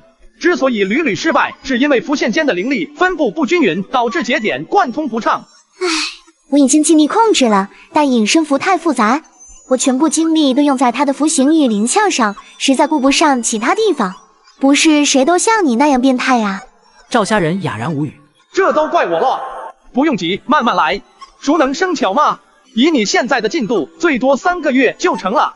你是不是在嘲笑我笨呀？小姑奶奶，你可是家族的天才少女，年仅17就已经炼气3层境界了。我一个炼气2层的菜鸟，哪敢嘲笑你呀？唉，炼气3层又有什么用？一点也帮不上家族的忙。也不知道族老们什么时候出关。放心，2位族老一定会成功的。赵冲威听完，双手合十，低头闭目，虔诚的祈祷。老祖宗保佑我们赵家再出一位筑基修士啊！说完，他肘了赵家人一下。冲和，快跟我一起祈祷。赵家人有些无语，谁说修仙者不迷信？其实老迷信了。就像赵家的炼丹师赵科儒，他每次开炉炼丹之前都要沐浴更衣，焚香祈祷，声势十分隆重。祈祷也是修仙界的传统。快点呀！好，祖宗保佑，祖宗保佑。你这也太敷衍，严肃一点，快！好。话说，我求自己保佑自己后代，这也没谁了。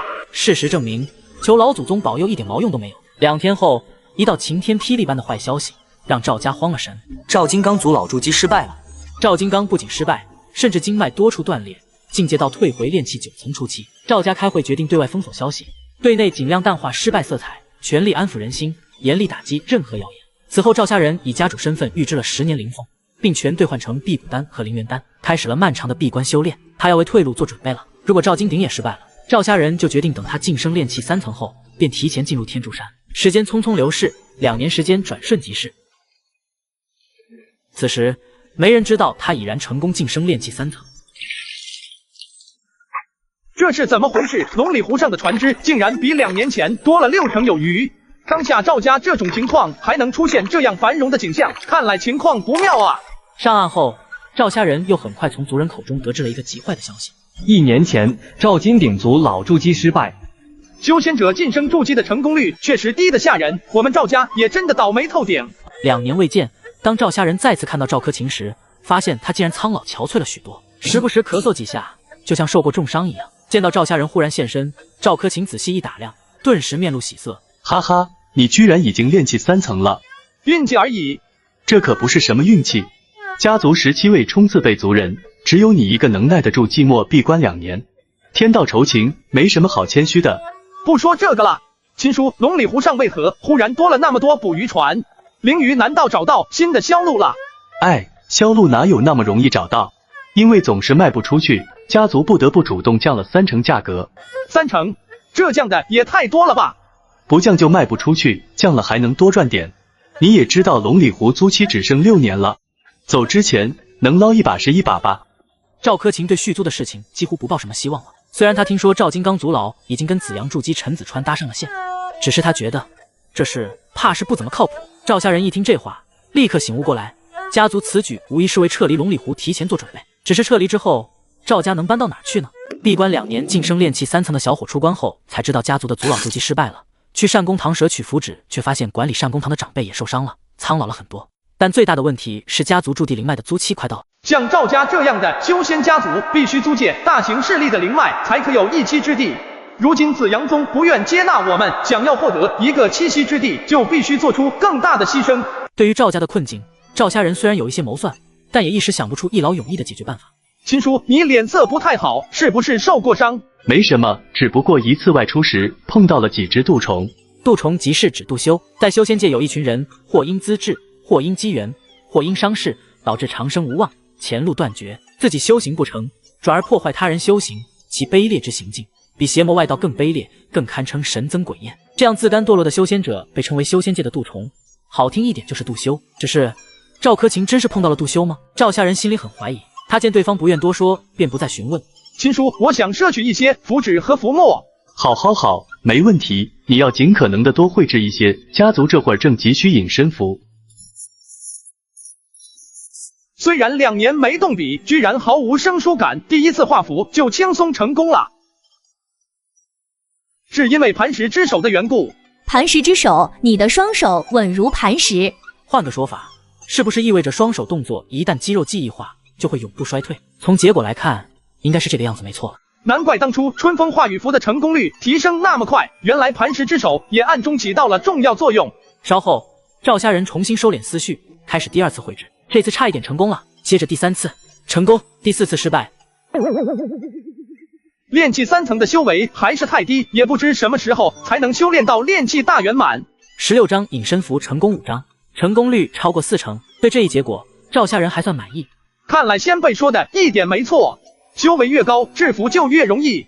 赵家人简单估算了一下，除去成本，他每天的利润大约在8块010左右。然而，仅这样还不够，想那天柱山阴面何其危险！先后进出过2回的赵家人，对此有十分惨痛且刻骨铭心的体会。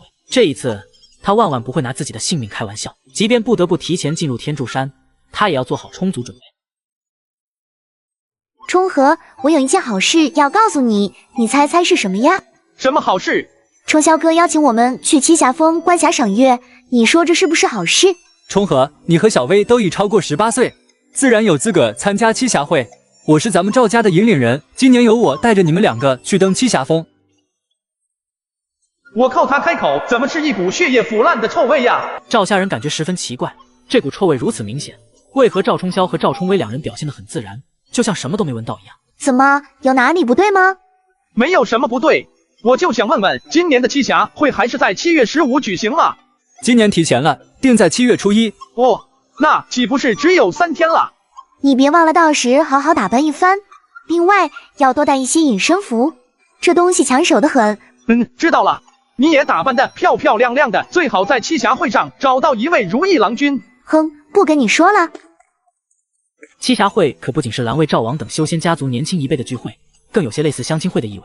修仙家族固然以联姻为主，但若是有小辈们两情相悦，岂不比盲婚哑嫁好上无数倍？别忘了7月初1。临走之前，赵冲霄拍拍赵虾仁肩膀，目送对方离开后，赵虾仁用手摸了摸被拍的肩膀，放到鼻子下闻了闻后，神情瞬间变得异常严肃。密室里，赵虾仁、赵柯晴和赵金鼎三人碰头。亲叔，查出什么异常了吗？冲和，你说的没错，冲霄这孩子确实有问题。今年的七侠会根本没有提前。冲霄，他说谎了。混账！他想干什么？他把你和微微骗出去，又有什么企图？麻蛋！老子平生最恨吃里扒外的东西。相比愤怒的赵金鼎，赵虾仁显得十分冷静。这应该不是他自己的主意，背后恐怕另有主使。赵柯晴面色凝重的点点头，他也是这么认为的。暂且不提怎样处理赵冲霄，现在最重要的是要弄清楚主使者为什么会将目标放在我们两个身上，而不是其他人。对方的目的我大概能猜出来，应该是隐身符惹的祸。赵虾仁知道隐身符十分抢手，但他没想到会抢手到让人不惜大费周折算计自己。那这件事该如何处理？那还用说？马上抓到那狗贼，挫骨扬灰。不找出主使者，我们寝食难安，没有千日防贼的道理。既然如此，我们是将计就计呢，还是先擒下赵冲霄？不用搞引蛇出洞的那一套，老夫倒要问问赵冲霄，赵家哪里对不住他了，竟敢勾结外人谋害自己人。鼎老说得好，行事需谨慎，如有选择就不要去冒险。商议妥当，三人马上离开朝行院，去往赵冲霄的住处。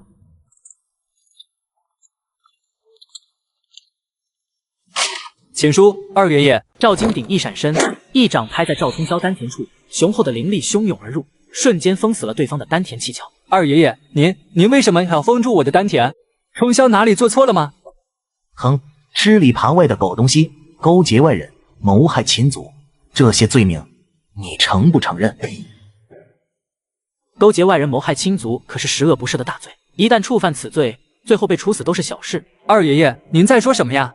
孙儿怎么听的都糊涂了。赵冲霄仍心存侥幸，装出一副茫然无措的模样。赵虾仁见对方仍心存侥幸，于是上前晒出证据。我问你，今年的七侠会是7月初1还是7月15？你为什么要在我肩膀上留无影虫的宠粉？二爷爷，我都是被逼的，我也不想这么做，可他们在我身上下了腐血蛊。一旦不照着他们吩咐的做，蛊虫就会发作，最后化为一滩腐血。他们是谁？为何要让你这么做？把你知道的通通说出来。孙儿也不知道他们是谁，只知道他们是3个人，自称雾山三仙。7天前，我不小心被他们抓住，并被下了腐血蛊，然后他们就让我将冲和跟冲威骗出来。家族里的同辈被人下了腐血蛊，想要将小伙骗出去，却被他识破，于是联系族老商量对策。还有呢？孙儿知错了。求爷爷和秦叔饶我一命，孙儿以后再也不敢了。哼，你该死！二爷爷，赵冲霄也是身不由己，既然他已知错，而且也没造成恶劣的后果，不如饶他一命，可好？是啊，冲霄本心也不愿这样，家里现在正缺人手，不如就让他戴罪立功吧。冲霄，你老实交代，他们的计划是什么？如果让你将他们引出来，你能否做到？孙儿愿意，孙儿愿意，孙儿一定戴罪立功，把他们引出来一网打尽。1天后，正午时分，灵气赤灵甲，不行，这太珍贵了。赤灵甲可是赵家压箱底的宝物，它是由580头百年赤里的井下逆灵炼制而成，防御力比同阶防御灵气更强1倍。赵家立足龙里湖近300年，总共才攒下4件赤灵甲，其中2件已经被卖出。剩下的2件放在家族宝库里，密不示人。穿上吧，你们的性命难道比不上区区一件死物？赵冲霄看到这一幕，眼珠子羡慕嫉妒的通红。这时，赵金鼎扭头看向他，语气冰冷：“到时候机灵点，即使你死了，也不能让他们2个受一点伤，否则别怪老夫亲手将你那一支亲族逐出族籍。”是，二爷爷，孙儿知道了。在修仙界，被逐出族籍等同于叛族，几乎必死无疑。这种惩罚可谓残酷无情至极。临走之时，赵金鼎从储物袋里取出一张2阶困龙符，交给赵虾仁。冲河，见到敌人后不要有任何犹豫，扔出困龙符，我们会暗中跟在后面，只需稍微拖延一下，我们马上赶到。听到了吗？听到了，我会小心的。驾！咱们也走吧。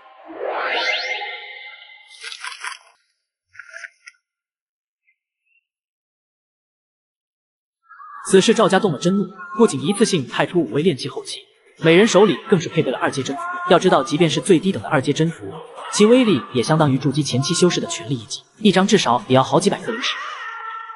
赵冲霄并不清楚巫山三仙有什么计划，他只得到命令要将赵虾仁2人带去栖下。于是3人骑马飞奔的时候，必须时刻留心周边情况。3个时辰后，非常顺利的抵达栖下。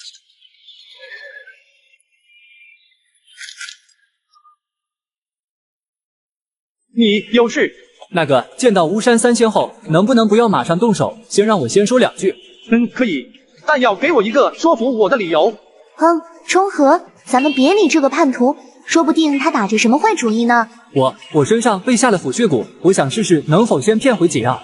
赵虾仁闻言一愣，差点忘了赵冲霄身上还有一个要人命的东西。赵虾仁想了想，觉得可以拖延一点时间，而且赵冲霄总归是自家人，不能将人逼上绝路。可以，但前提是不影响计划。绝对不会。那就请吧。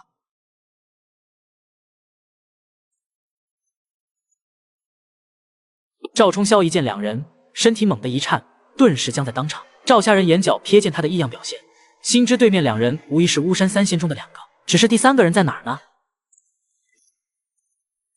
瘸子是巫山三仙的老大，他一向自称周老拐，已经接近炼气大圆满。石亭里坐着的名叫张雄，炼气7层境界，他是巫山三仙的老2，站着是老3，名叫楚虎，炼气6层修仙者。赵虾仁左手缩入衣袖，悄悄将困龙符握在手里，同时拉着赵冲威慢慢向山壁处退去。前辈，我已经将人带来了，快给我解药啊！小子，你做得很好，道爷不会亏待你的，解药而已，接着吧。多谢前辈赐下解药，晚辈感激不尽。小娃儿，老夫今日教你一个乖，记住不要相信任何人的承诺，下辈子别忘了啊。前辈，你这是？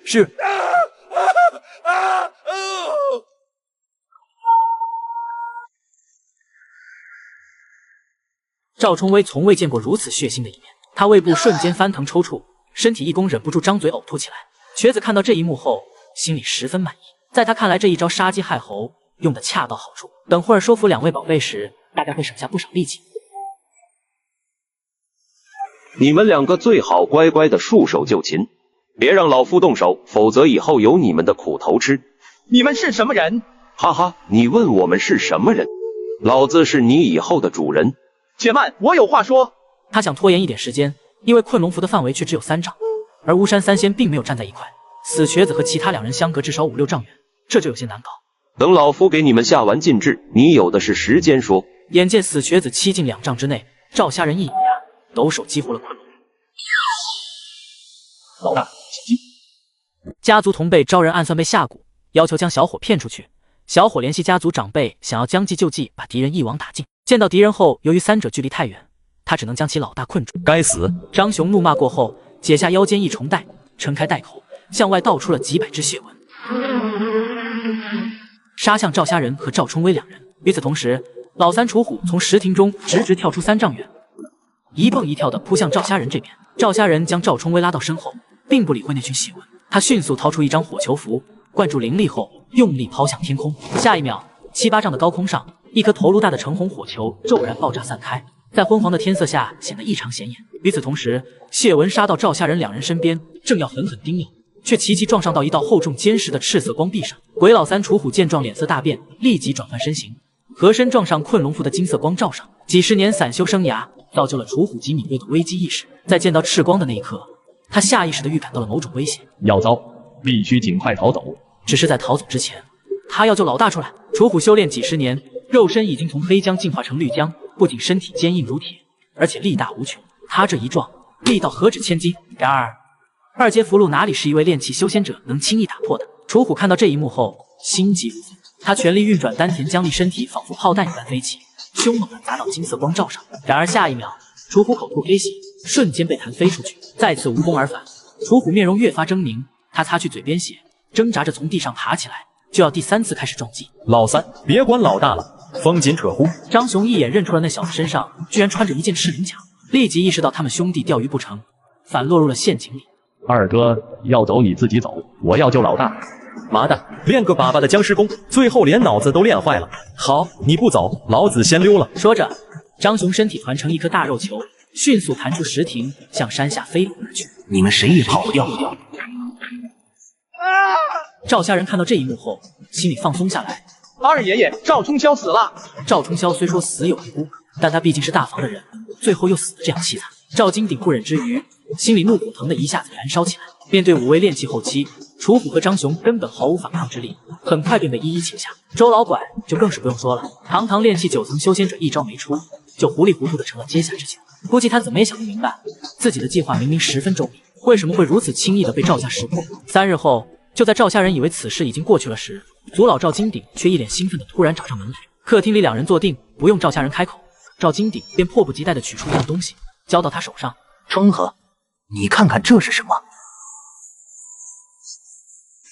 这是什么？莫非是修炼功法？虽不中，却不远矣。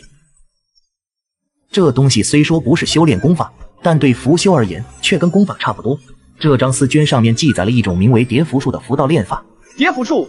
赵家人听完心里一动，自己好像在哪本古籍看过这个名字，只是上面的符文跟修仙界流行的符文迥异，他一个字都不认识，似乎看出了赵家人的心思。赵金鼎很快从储物袋取出一本古册，交到赵家人手上，同时郑重嘱咐道：这本太乙灵文注解是从他们身上搜出来的，你千万要保管好，不要让别人瞧去了。赵家人听见太乙2字，心里顿时一震。在修仙界，所有跟太乙有关的物件都直指太乙灵界。晋升化神之后，修仙者便要想方设法飞升灵界，以便继续修炼下去。每当天柱界有新的化神真君飞升，一些飞升无数年的前辈真君趁机通过飞升通道，向天柱界传送一些太乙灵界的秘术功法。千万年来，不知经过多少代化神真君的努力，太乙灵界的秘术与功法渐渐在天柱界里流传开来。但是这种流传仅仅局限于大型宗派或者金丹以上的修仙家族内部，一般修仙家族根本难以窥见真容。赵家人十分惊讶，像巫山三仙这样的散修，竟然有能力搞到一本太乙灵文注解。他们到底怎么弄到的？万一因为这2样东西给家族惹来灭顶之灾，那就完全得不偿失了。这东西怕是烫手的很，家族有没有？放心，绝无后患。你要相信家族拷问的手段，那3个全是软蛋，上了7、8道开胃菜后，他们就全都交代了。这2样东西都是他们从藏天原外围的一处古墓里挖出来的。除了这个之外，还有一本画江大法。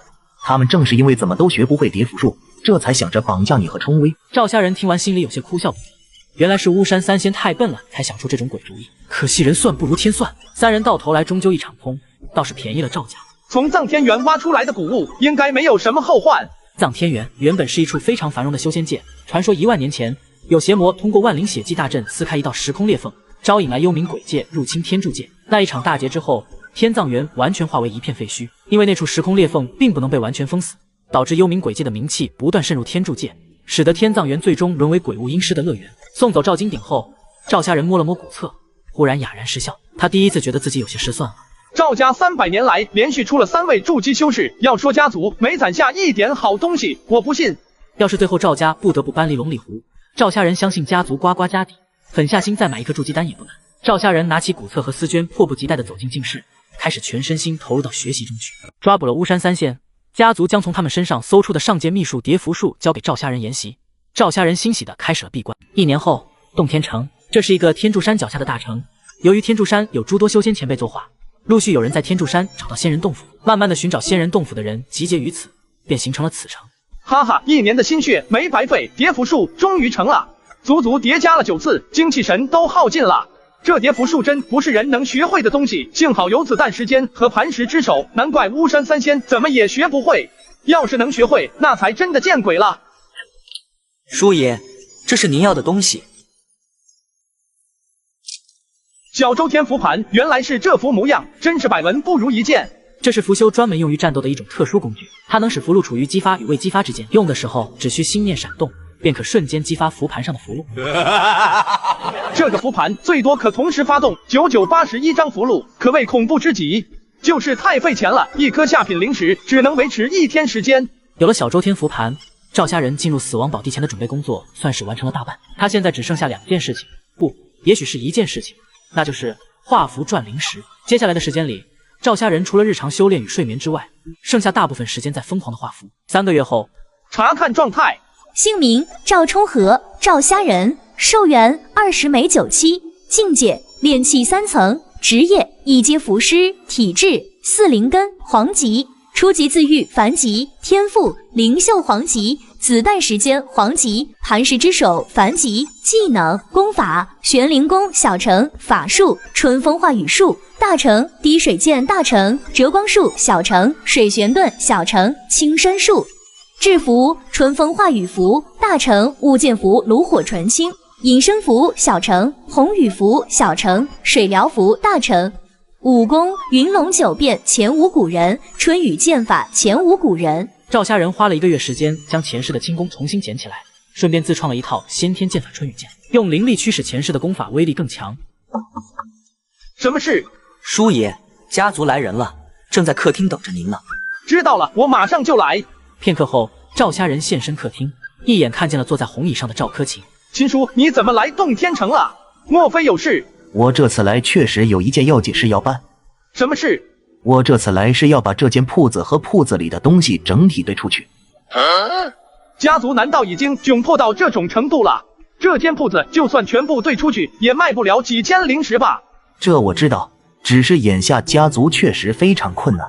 四叔他又要动用一大笔灵石，说是为了疏通关系，家里没办法，只好先变卖外面的产业。赵柯晴口中的四叔是指赵金刚，主要疏通的关系就是陈子川。不过赵家人对赵金刚的做法十分不看好，他对陈子川没有什么好印象。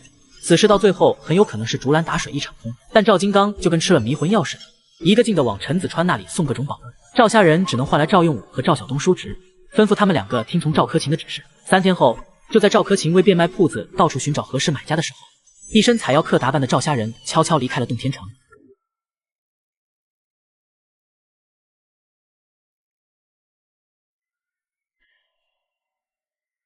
几百年了，天柱山云海异象仿佛一点没变，依然那么壮观浩大。赵家人前世虽主要混迹于此，但有30-40年采药经验的赵家人仍旧对这里知之甚少，因为这片区域的面积太过广大，踏上这片热土，赵家人必须时刻小心警惕，一边要提防那些随时发动偷袭的毒虫妖兽，另一边更要远远避开出现在视线中的采药客。2个时辰后，又是一个采药客的临时住所，今晚就在这里休息吧。赵家人吃过干粮，小心封好洞口后，便早早睡下，一夜无话。第2天一早，赵家人用凝聚出的清水洗了一把脸后，很快开始继续攀登。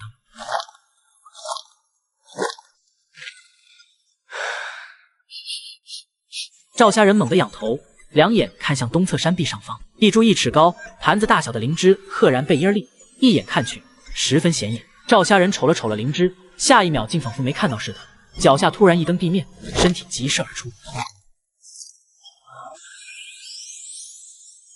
大哥，那小子是不是发现咱们了？不会，我部下的幻阵天衣无缝，那小子一看就是厨，绝对不可能识破。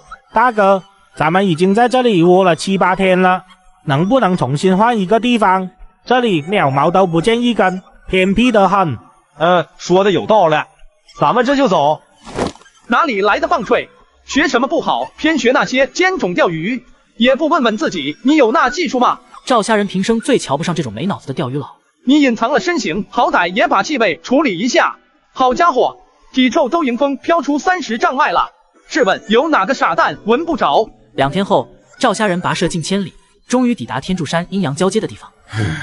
片刻后，赵家人缓缓吐出一口气，从储物袋中取出一张隐身符，随手灌入灵力。进入死亡宝地后，赵家人心神戒备提升至极点，行动非常缓慢，一旦有任何风吹草动，立刻隐蔽不动，万事小心为上。300年了，前一世记下的危险地点全部作废，赵家人只能一边寻找着标记物，一边小心翼翼地前进。幸好300年没来，沿路上的地形地貌并没有太大的变化。赵家人只要小心躲开那些凶恶的妖兽凶禽就好。也不知道过了多久，死亡宝地的夜晚降临了。面对几乎绝对黑暗的环境，赵家人明智地凿开山壁，挖出一处深坑，最后把自己埋了进去。半个月后，真是太倒霉了。赵家人悄悄离开家族，踏上前世的采药路，去往天柱山被阴面的死亡宝地。真是太倒霉了。200里路程，15天时间，期间他迷路几十次，遇险17、8回，但一次都没受过伤。临到门口，偏偏却遭了一场无妄之灾。眼看着就到坡地灵药园了，居然碰到2头巨兽，突然在头顶的悬崖上互相厮杀起来，土石崩塌，成片掉落，完全躲不开呀！片刻，赵家人身上的口子迅速止血收缩，内部开始有肉芽生长。赵家人见状知道这是自愈体质的缘故，忽然几十种浓郁药香冲入赵家人鼻端。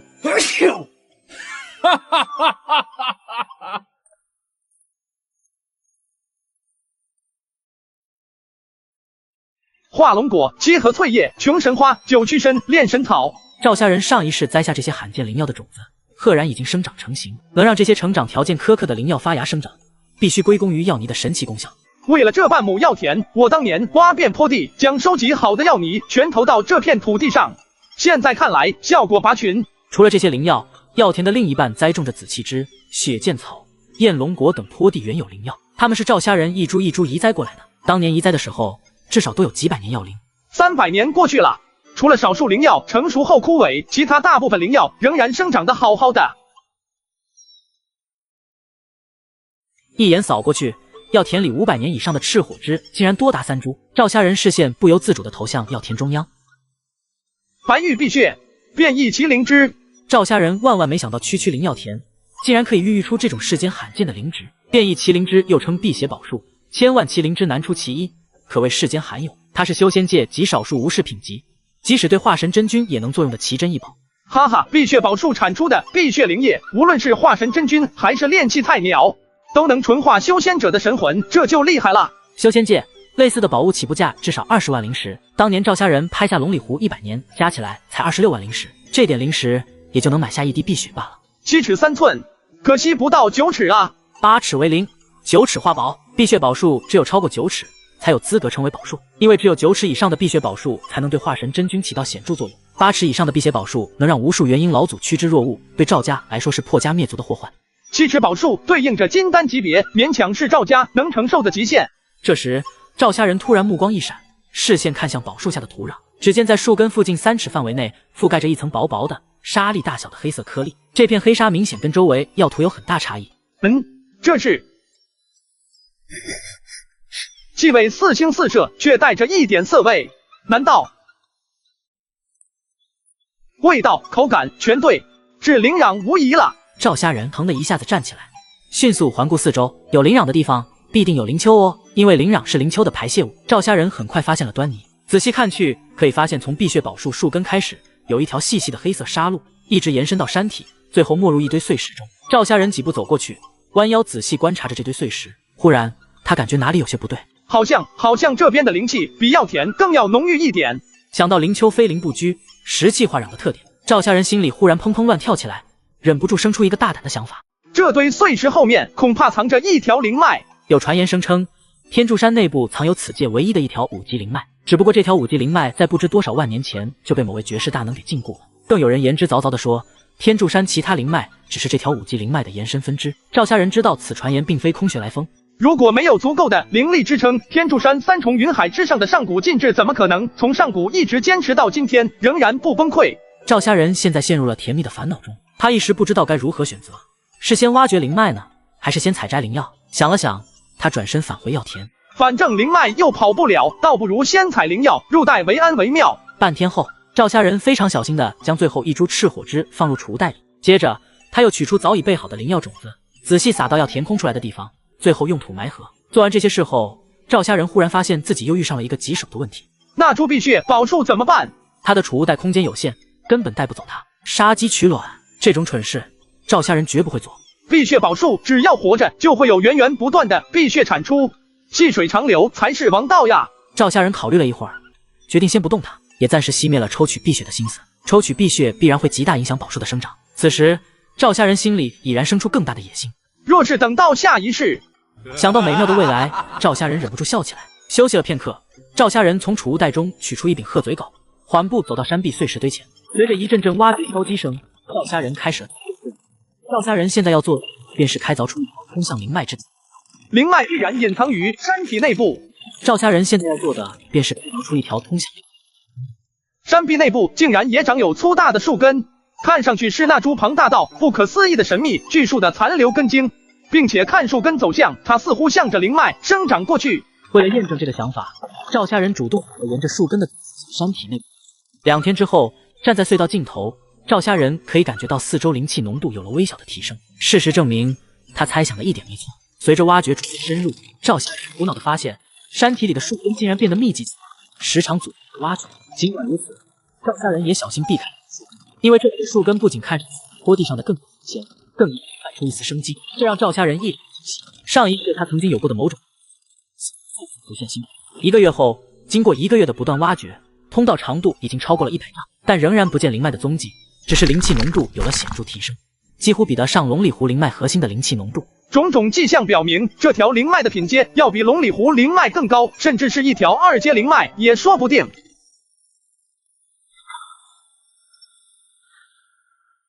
怎么回事？赵家人神情惊异，隐隐生出不祥的预感。这时，他忽然听见山壁上传出一阵阵细密的咔嚓咔嚓的声音，仿佛有什么东西正在冻结。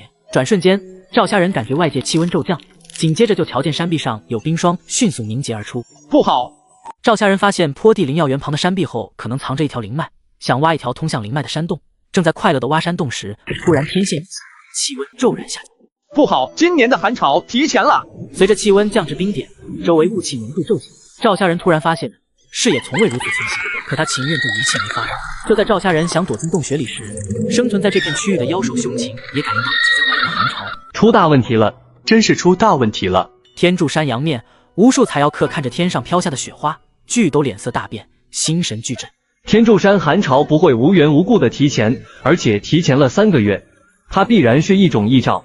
而天柱山上层云海也一定发生了某种绝大变故，或许是有大灾难要发生，又或许是有新的秘境出世。赵家人迅速搬来一大堆碎石，死死。很快，他升起一堆火，借此抵抗周围寒冷的环境。3天后，赵家人感觉洞穴里的温度迅速升高，他知道寒潮已经过去了。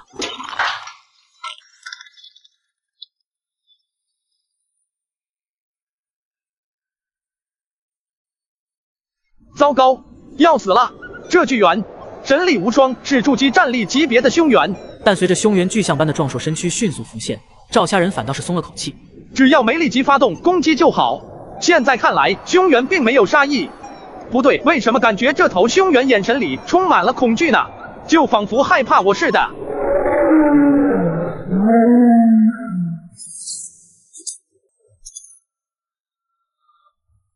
怎么可能是云蛟？他们不是一向只在4重云海之上出没吗？云蛟可是天柱山霸主级生灵，每一头都能匹敌金丹。他现在很后悔自己贸然跑出山洞了，只希望云蛟并没注意到我。赵家人果断以微小的步幅后移，准备窥准机会，悄悄钻回洞穴里。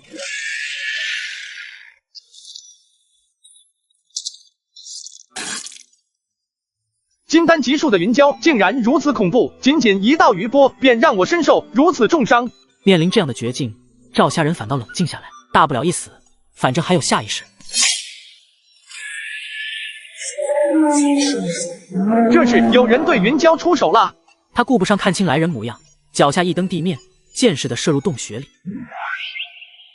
金甲、水玄盾、石墙10几种防御法术瞬间封堵住洞口。赵家人看到这一幕后，心里一松，紧接着眼前一黑，昏迷过去。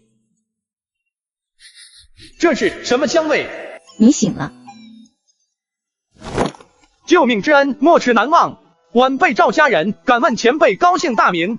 紫阳月清寒。赵家人寻遍记忆，也没发现紫阳宗金丹真人里有月清寒的名字。紫阳宗什么时候多了一位金丹女修？外面的药田是你开辟的？赵家人心里顿时有种不好的预感。月真人，那块药田确实是晚辈开辟的。很好，那棵碧血宝树我要了。你有什么要求，尽管提。果然是这样。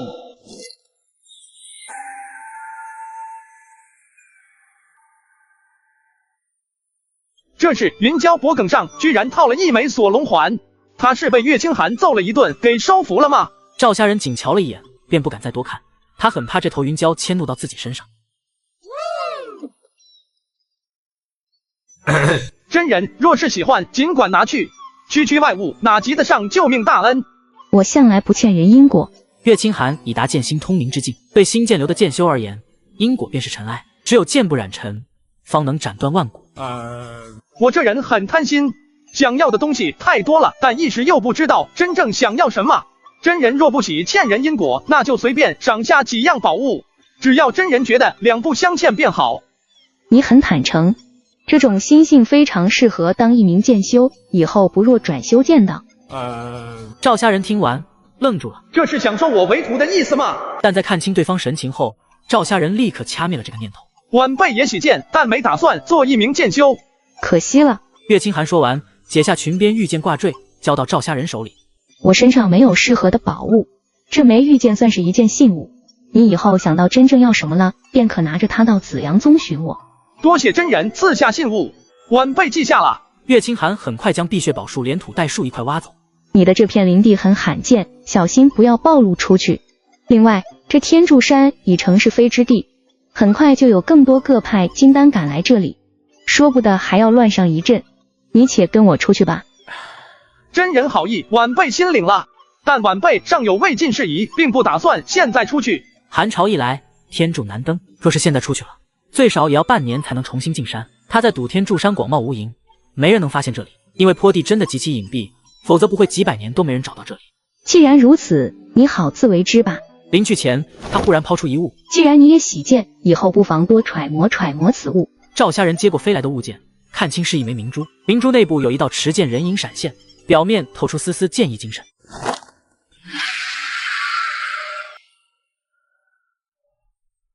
这才是真正的修仙者，像是未成我陈子川之流，不过是蝇营狗苟之徒，平白污了修仙者的名头，却不知何时才能到这般境界。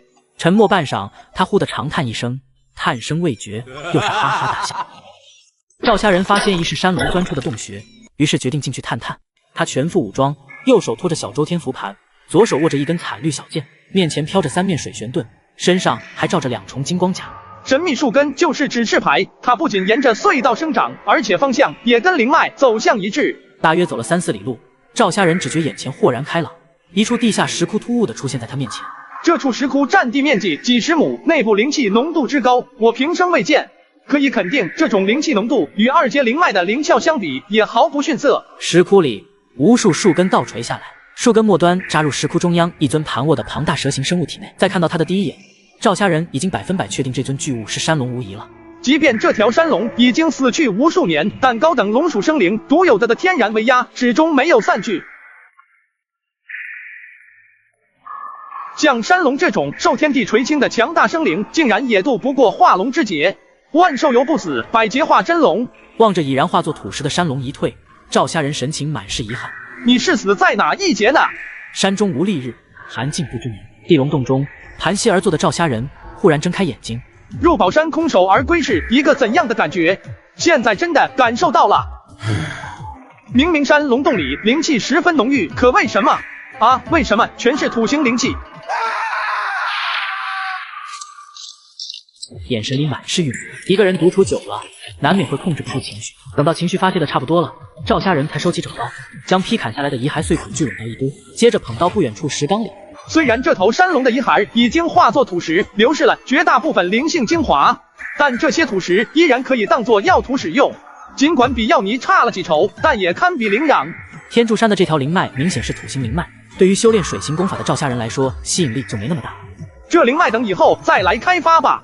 渐渐的，屡屡修炼失败的赵虾仁兼职做起了药农，每天有相当一部分时间都花在了田里松土、浇水、撒药土、给灵丘移窝，凡是能想到的活计，赵虾仁都干了。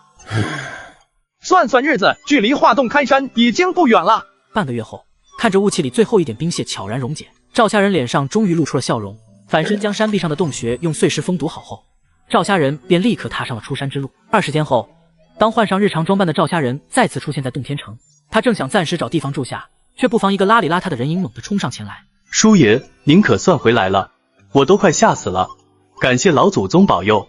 赵虾仁一听这话，立即散去掌心法术，仔细一看，这人赫然是赵用武。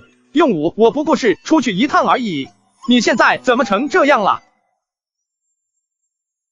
叔爷，这里说话不方便，咱们先回家再说。如一道月光般的金丹七女修，用一枚御剑信物换走了赵虾人的辟血宝术。望着他远去的背影，赵虾人长叹一声，叹声未绝，又是哈哈大笑。笑声里，那位执剑降龙、超凡脱俗的女修，转化为一道飞升路上的信标，留待他去越过。只是不知道那时家人可在否？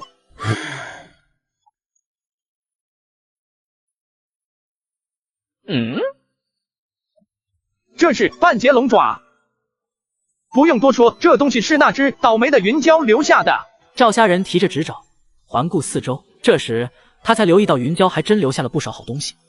这月清寒看起来温婉美丽，没想到下手可够狠的呀！这几天光顾着剪视频，家里乱糟糟都没收拾。早上整理的时候，顺便把落灰很久的闲置物品挂在闲鱼上了。现在闲鱼还有 AI 发布功能，卖闲置更方便了。我已经回去了好几千，现在用 AI 发闲置还能抽2025元红包，上闲鱼有钱花。你们快点击左下角试试吧。放眼望去，山缝时间，坡地上也挂坠着细碎而大小不一的蛟龙血肉，偶尔也有或残破或完好的蛟龙鳞甲。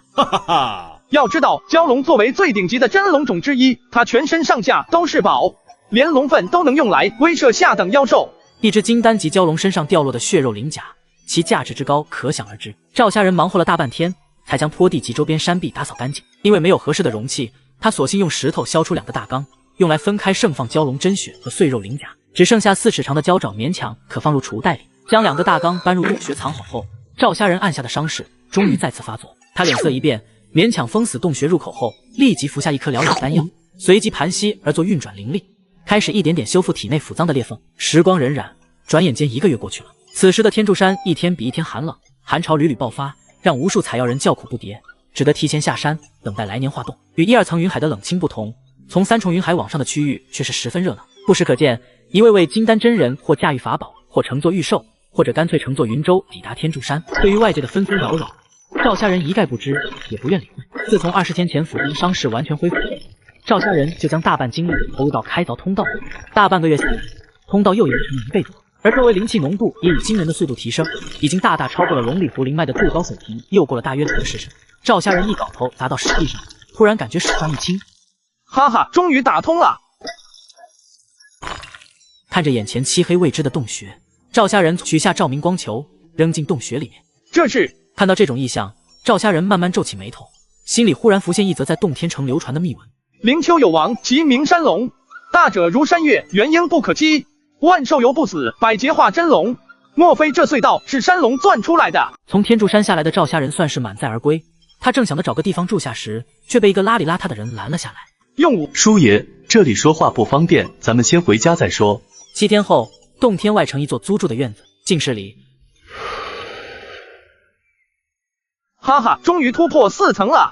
赵虾人自觉意外，他没想到天柱山一番生死历练，竟然让他突破了炼气3层到4层之间的关隘。这次的突破最少节省了我3年时间。境界的突破让赵虾人十分高兴，暂时压下了对家族的担忧。7天前，听赵用武说2房自认在紫阳宗有人支持，便不顾大房反对，开始变本加厉的搜刮家底。名义上是为龙里湖续租事宜，但暗地里谁知道打着什么主意。大房本想借赵虾人家主之名阻止2房的愚蠢举动，但赵虾人有自己的打算。他知道即使自己回到龙里湖去了，也解决不了根本问题。导致赵家一切矛盾的根源有2点：一是家族缺少筑基修士坐镇，2是龙里湖续租事宜。只要解决了以上2点，其他全都迎刃而解。算算时间，应该快来了。第2天上午，叔爷，赵金鼎族老亲自来了。那个什么，莫非他就是赵氏本代暗部首领？当年赵虾人吸取方彦谷灭亡的教训，知道鸡蛋不能放在一个篮子里，所以在临死前2年，亲自组建了赵氏暗部。我来给你介绍一下，这位是赵家这一代的暗部首领，真名赵金简，炼气9层修仙者。冲和，你现在可以说了吧？为什么非要将金简招来洞天城？你难道不知道他身份特殊吗？当年赵虾人曾定下规矩，族人一旦成为暗部，便独立于家族之外，绝对不允许插手家族事务，更不能沾染权力。听到这话，赵虾人笑了笑，没做解释。老夫漂泊浪迹修仙界几10年，自认识人无数，但从未见过像眼前之人这样特殊的人。明明是年仅弱冠，神态做派却异常成熟沉稳，看上去根本不像一个年轻人，反倒像一个活了几百年的老怪物似的。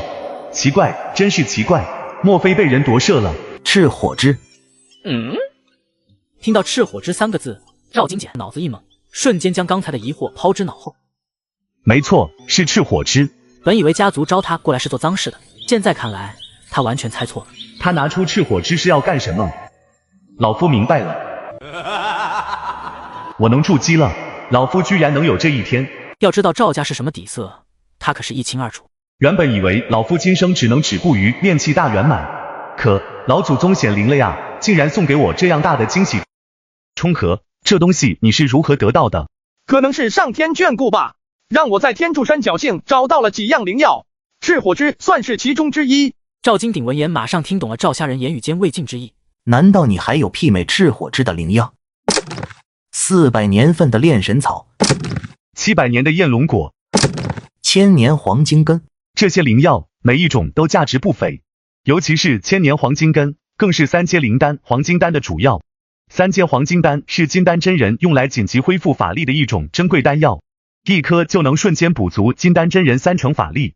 赵虾人只拿出了储物袋里的一小部分，其他的他并不打算现在就拿出来。至于什么时候出手，那就要看龙里湖那边会闹到什么地步，以及赵金剑能否及时筑基。要知道距离租期已经不到5年时间了。按照家族辈分，我应该叫你一声四爷爷。四爷爷，我想知道有了这几样东西，你要能用几年时间去筑基？赵金剑闻言转念一想，立即听懂了赵虾人话里的意。4年时间足够了，我已经是9层后期，3年时间足以提升至炼气大圆满，剩下1年刚好用来筑基。一旁赵金鼎听他这么说，脸上表情悲喜交加，喜的不用说，悲嘛也好理解，看着别人可能筑基成功，自己却已经失败了。3天后，赵金鼎踌躇满志地离开了洞天城，赵金剑却在赵虾人院子附近租下一处院落住了下来。3年时间一晃而过，夏至过后第3天，赵虾人亲眼看着赵金剑走进洞天内城一间专门用于筑基的修炼境室里。之后，他回到院子，吩咐赵用武守好家门。接着，赵虾人特地打扮的老成，又把容貌化妆成中年模样后，来到内城的丹鼎阁。丹鼎阁是修仙大派丹鼎派在洞天城开设的一间大型店铺，不仅经营灵药买卖，而且出售各种灵丹妙药。3年间，赵虾人陆陆续续向丹鼎阁出售过4株灵药，也打听和了解丹鼎阁的不少情况。赵虾人这次之所以乔装打扮而来，是因为他终于要真正出手了。我要找你们的刘管事，请去通禀一声。很抱歉，刘管事不在铺子里。这位贵客，您如果想买蛋或者其他东西，可以移步交易室，或者也可向我咨询。劳烦小哥去看看刘管事回来了吗？请贵客稍等。真是太巧了，刘管事刚好回来，您请跟我来。没落家族终究是一个小辈扛下了所有，为了解决家族的困境，赵虾人先是帮长辈筑基，又找到近期有灵脉出租的丹鼎阁。我要找你们的刘管事，请去通禀一声。您请跟我来。贵客这边请。敢问贵客高姓大名？今日见刘某有何要事？在下免贵姓赵，单名一个生字。今日见刘管事，却是为一件好事而来。敢问赵道友，你说的好事好在哪里？我要卖一株赤火枝，这算不算是一件好事？区赤火枝而已，哪里算是什么好事？我说卖，可没说过一定要卖给贵阁。你说这话是什么意思？如果我把它卖给你，这算不算是一件好事？赵道友，你这是何意？刘某可拿不出筑基丹来。这么精彩的画面，真想驱车到现场看看。所以我在瓜子二手车上买了台特斯拉，才花了9万9。瓜子有上万台不同配置的奔驰、宝马、特斯拉，比线下店选择多了。瓜子每台车都经过官方专业检测，还能送上门试开3天。要是有旧车，也能放瓜子高价拍卖。总之买卖二手车上瓜子就对了，赶紧去瓜子 App 看看吧。无需筑基丹，只要有等价的丹药灵石即可。在下只是想跟刘管事交个朋友而已。刘管事何等机灵，马上心领神会。对面之人此举分明是有求于他。好，赵道友这个朋友，刘某交定了。以后有什么难处尽管来找我。赵家人心头暗赞对方处事老练之余，脸上忽然露出一丝迟疑之色，几次欲言又止。赵老弟，莫非真有什么难处？不妨说出来，让刘某听听。见对方配合如此默契，赵家人不由露出感激之色。不瞒刘兄，在下所在的家族边口众多，原来住的地方快要住不下了，家族现在正发愁得很，也不知去哪里找一块新的灵地呢。刘兄出身丹顶派，见多识广，不知听没听过哪里有灵地要出租？这人什么来头？消息这么灵通。2个月前，丹顶宗内确实有消息传出，说是要举办一场小型拍卖会，将几条空闲的灵脉出租出去。但这拍卖会也不过是走走过场罢了，那几条灵脉已经暗中有了去处。他这突然想临时插上一手，无异于虎口夺食。想到这里，刘管事暗暗摇头，正要说没听说过，可看见赵虾人似笑非笑地把玩着赤火枝，又有些犹豫。这颗赤火枝放到外人手里，只能换一颗筑基丹；若是到我手里，回头找家族长辈炼上一炉，一转手至少净赚好几颗筑基丹呢。哎呀，罢了，即便得罪了那些关系户又如何？想我堂堂丹顶刘家，岂会怕几个落魄小家族？不瞒你说，我派最近正好有意放出。最后再多说一句，想买车就上瓜子，坐在家里就能挑。为了解决家族驻地问题，赵虾人以赤火枝私下交易为敲门砖，搭上了丹顶阁管事。老弟，你算是找对人了。是吗？那真是太巧了。敢问刘兄，不知道在下怎样才能……拥有天赋且有金手指的赵虾人花了3年时间练习研究2阶符箓，却始终无法成功。他正想找谢老头请教时，却收到了画符师交流会的邀请。第2天申时，洞天城堡福方。赵前辈，您这段日子没来，我爷爷最近总是念叨您。今日你一来，他老人家指不定多高兴呢。魏老最近身体可好？有劳您挂心，我爷爷最近很好。好，我先进去了。赵道理，你来了，这次带了几张隐身符，我想买几张防身。哎呀，赵老弟，有日子没见你越发精神焕发了，看来修为又有精进呀。对了，上次的水炫遁符效果极好，这次我想要多预定一批。赵老弟，我这里有一根上等符笔，只要200块灵石，还奉送1瓶灵墨。赵道友，你要老婆不要？赵虾人娴熟地应付着诸位同道，顺便再3婉拒某人的送礼行为。这么精彩的画面，真想驱车到现场看看。所以我在瓜子2手车上买了台特斯拉，才花了9万9。瓜子有上万台不同配置的奔驰、宝马、特斯拉，比线下店选择多了。瓜子每台车都经过官方专业检测，还能送上门试开3天。要是有旧车，也能放瓜子高价拍卖。总之买卖2手车上瓜子就对了，赶紧去瓜子 App 看看吧。不是老夫跟你们吹，紫霞仙子风华绝代，容貌身姿举世无双。但最关键的，你们知道是什么吗？是什么？她是天生白虎，懂吗？哦，听说白虎不祥呀，这次的价钱必须便宜一点。对呀，万一被克了，我们岂不是惨了？朱兄言之有理，100灵石确实贵了，不如50灵石如何？你们爱买不买，想要占老夫便宜，门都没有，除非我死了。谢前辈，那位紫霞仙子我买了。谢老头听了转怒为喜，扭头看向从人群外走进来的赵虾人。我倒是谁？原来是你小子呀！你可听清了，我这张春宫符绘制不易，必须要100块灵石。100块灵石只多不少，而且我不光要紫霞仙子，你以前绘制的惊鸿仙子、龙女、九尾狐娘等等，我都要了。谢老头闻言大喜，一把拉住赵虾人的胳膊就往外走。还是你小子识货，这些可都是老夫的挚爱啊！你真的要买，9张都要。晚辈全都要了，不过不用不过了，你想要什么直说便是。我想学如何炼制幻影符，就像春宫符这类人物幻符。不行，紫霞仙子他们可是老夫的挚爱啊！就在赵虾人认为失败了的时候，谢老头喘了一口气后，又蹦出几个字来：得加钱。 7天后，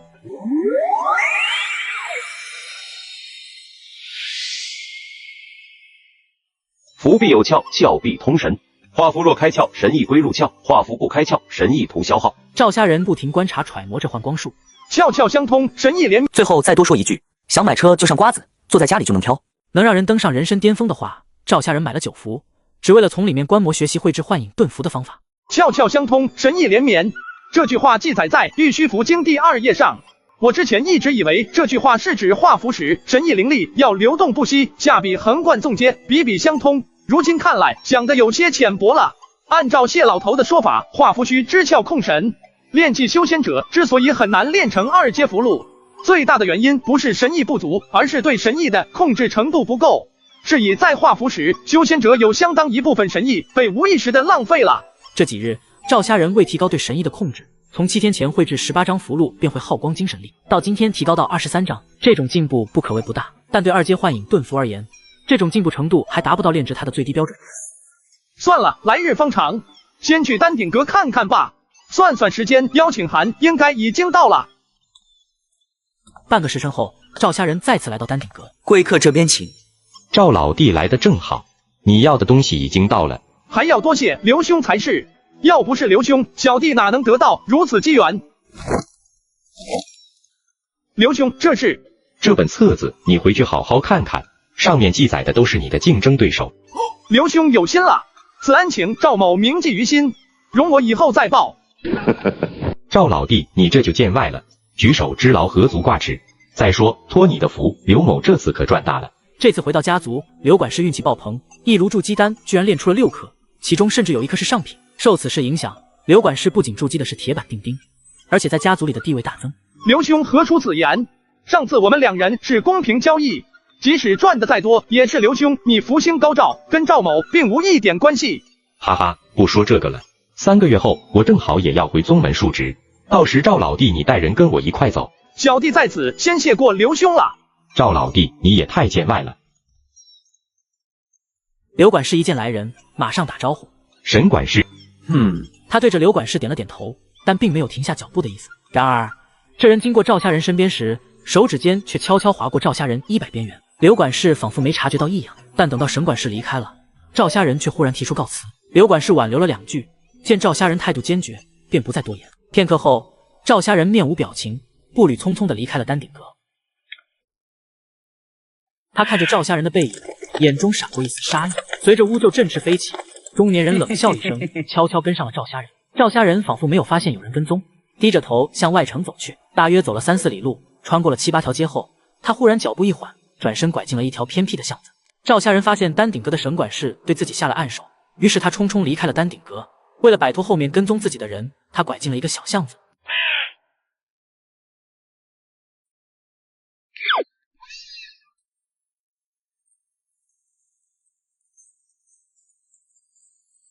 乍见如此诱人的景象，蒙面人忍不住心神一荡，瞬间失了神。突然，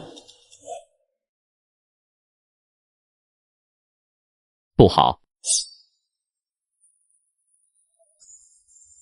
铮铮剑鸣声中，漫天蕴含锋锐剑意的水滴凝聚而出，下一瞬犹如暴雨般轰然落下，淹没了它。霎时间，白茫茫的雾气里爆出大片血雾，一股股浓郁作呕的血腥气息很快蔓延开来。等到雾气渐渐散去，巷子里已经空空如也。丹顶阁，赵虾仁一走，刘管事的脸唰的一下子阴沉下来。这么精彩的画面，真想驱车到现场看看。所以我在瓜子二手车上买了台特斯拉，才花了9万9。瓜子有上万台不同配置的奔驰、宝马、特斯拉，比线下店选择多了。瓜子每台车都经过官方专业检测，还能送上门试开3天。要是有旧车，也能放瓜子高价拍卖。总之买卖二手车，上瓜子就对了。赶紧去瓜子 app 看看吧。沈中泽，你必须给我一个解释。刘老弟，什么解释？我都不知道你在说什么。呸，还跟老子装！你刚才做过的勾当，难道马上忘了？你们沈家好大的胆子，竟然连宗门长老堂发出的邀请函也敢截，是不是以为即使事情最后暴露了，单公堂的沈执事也能保下你沈家？嘿嘿，敢做这种下作事情，你问过我们刘家了吗？刘老弟，有话好好说，干嘛为了一个不相干的外人，伤了咱们自己人的和气？您也知道我们沈家对百年令期盼已久，原本10拿9稳的事情，现在突然多了一位竞争对手，反应激烈一些在所难免。即便是为了家族前途，也不能不择手段呀。本来我还挺看好那个年轻人的，年纪轻轻便如此知情知趣，如今在修仙界可不多了。赵虾仁虽然做过精心伪装，但刘管事仅通过感应气血，就分辨出赵虾仁的年龄绝不超过30岁。虚伪，那人的情报还不是你们刘家泄露出去的，想在两头吃好处，却不想沾一点星子。呵呵，真不愧是笑面丹佛刘家的人。就在这时，窗外传来一阵扑棱扑棱振翅声，一头乌就突然从窗户飞进房间，落到2人面前的桌子上。不好！斩杀了追踪者后，赵虾仁脚步不停地向洞天城外走去，一边走一边取出那本小册子，开始翻阅起来。山南国沈家。20天后，坡地灵药园终于又迎来了他的主人。3年未至，赵家人发现这处坡地仿佛跟3年前一样，没啥变化。哈哈，最后再多说一句，想买车就上瓜子，坐在家里就能挑。为了增大拍下丹顶阁百年令的把握，赵家人不得不再次冒险来到天柱山的坡地灵药园。这些灵丘可太勤快了，3年就有这么多的灵壤了。这灵田里处处都能看得见金色的小颗粒了。赵家人这次返回坡地的目的，就是为了这群可爱勤劳的生灵。他们可是赵家人从丹顶派换取百年令的最大砝码。他下到山龙洞，从山龙遗骸里将一窝灵丘移入到灵虫袋里，然后将3年前尚未取走的云蛟血肉灵甲放入新的储物袋里。因为有冰封，所以即便是过了3年，云蛟血肉仍然新鲜如初。过了1个月，赵家人面色苍白地走进了自己租住的院子。叔爷，您受伤了？我没事，你去打几盆水来，我要沐浴更衣。虽然他说没事，但其说话间却有浓郁的血腥味从口鼻散发出来。接下来大半个月里，赵家人窝在家里养伤之余，一边继续研究幻影遁符，一边指使赵用武去赵金剑闭关的洞府外守候。如果在出发前赵金剑还没出关，说不得赵家人就要独自去往丹顶派。只可惜平白少了一大助力，赵家人拍下百年令的几率又降低了几分。离出发还有3天，养好伤的赵家人终于坐不住了，亲自赶到洞府外等候。3天、2天，最后1天，临近傍晚，就在赵家人快要死心之时，此刻他满头银丝，一脸的褶皱，看上去竟然比闭关前更要老上许多。失败了！赵家人见此情形，先是脸色一变，但瞬间转忧为喜。不对，是成功了！因为此刻赵金剑身上散发出来的强大气势，丝毫不下于筑基修士。看着赵金剑苍老的面容，赵家人心里十分沉重。他知道赵金剑为了成功筑基付出了惨重代价。燃水术，一种通过燃烧寿元提高筑基成功率的魔道秘术，一旦发动就绝不可能停下来，除非筑基成功，否则只有一个结果，寿元耗尽而死。赵家人必须承认温室里的花朵远不如野花顽强。同样是筑基，赵家2位族老就没有赵金剑这种不成功便成河的狠劲。幸不辱命。赵家人听完眼睛一热，心里暗暗感动。要知道发动燃水术后不成则死，并且即便筑基成功了，消耗的寿元也不会恢复过来。换句话说，赵金剑的寿限比其他筑基修士生少了一大截。这时候说什么赞扬的话都属多余。辛苦了！我想老祖宗在天之灵看到家族又有了新的筑基修士，必然无比欣慰。冲和，若是没有你相助，老夫哪里会有今日之盛？谢谢。赵金剑的这声谢谢看似轻描淡写，然而背后却隐藏着一种坚定的承诺。赵家人听完这声谢谢后，忽然笑了。他知道家族的事已经稳了。看着身旁年仅弱冠的赵家人，赵金剑感慨之余，心里十分震撼。他没想到这位赵家史上最年轻的家主竟然如此厉害，厉害到超乎他的想象。家族在这样一位天才家主的带领下，未来可期呀。赵家人却不关心赵金剑心里想些什么。此时他正在一遍遍的推理和预测抵达丹顶派后2人可能遇到的各种情况和意外。此次百年令拍卖关乎到赵家未来几百年气运，容不得有半点马虎。来了。赵家人去了一趟坡地灵药园，带上筑基成功的赵金剑，踏上了前往丹顶派的路途。本应算是做好了万全的准备，但他仍是忧心忡忡。来了。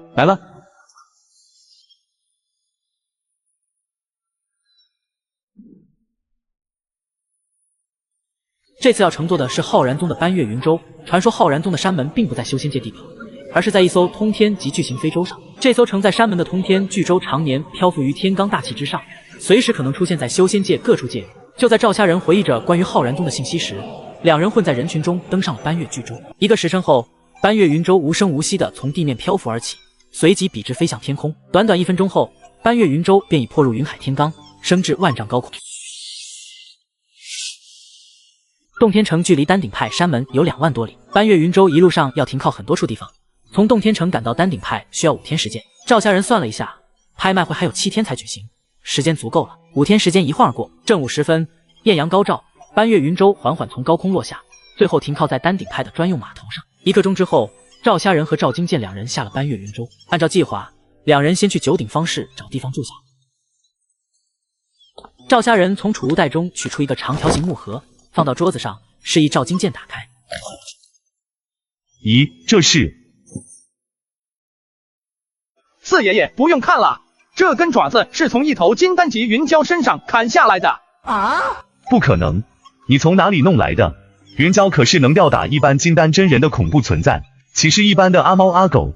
它的爪子怎么可能轻易得到？这爪子是我在天柱山捡到的，不仅是这个，还有一些云蛟的血肉和鳞甲。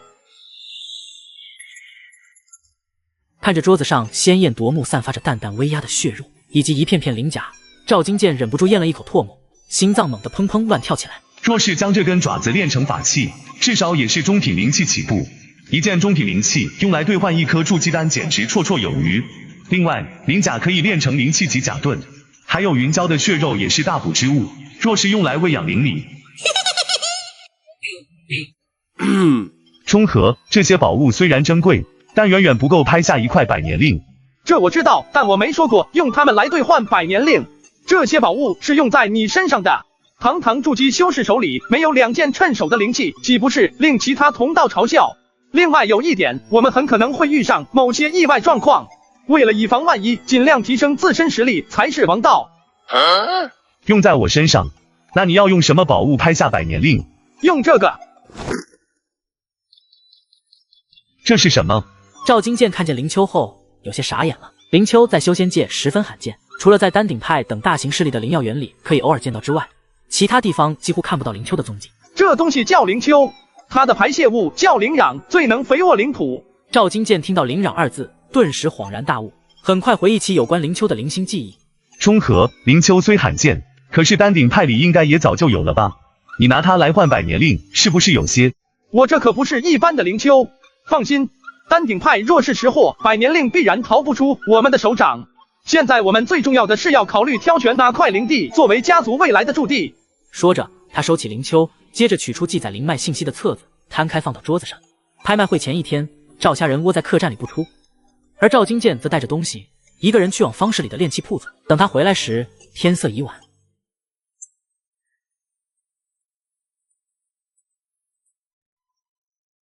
这柄飞剑名为赤红剑，中品灵器，除了飞剑杀人御敌的作用外，更天生自带一种剑盾奇技，能剑化赤红，一盾千里。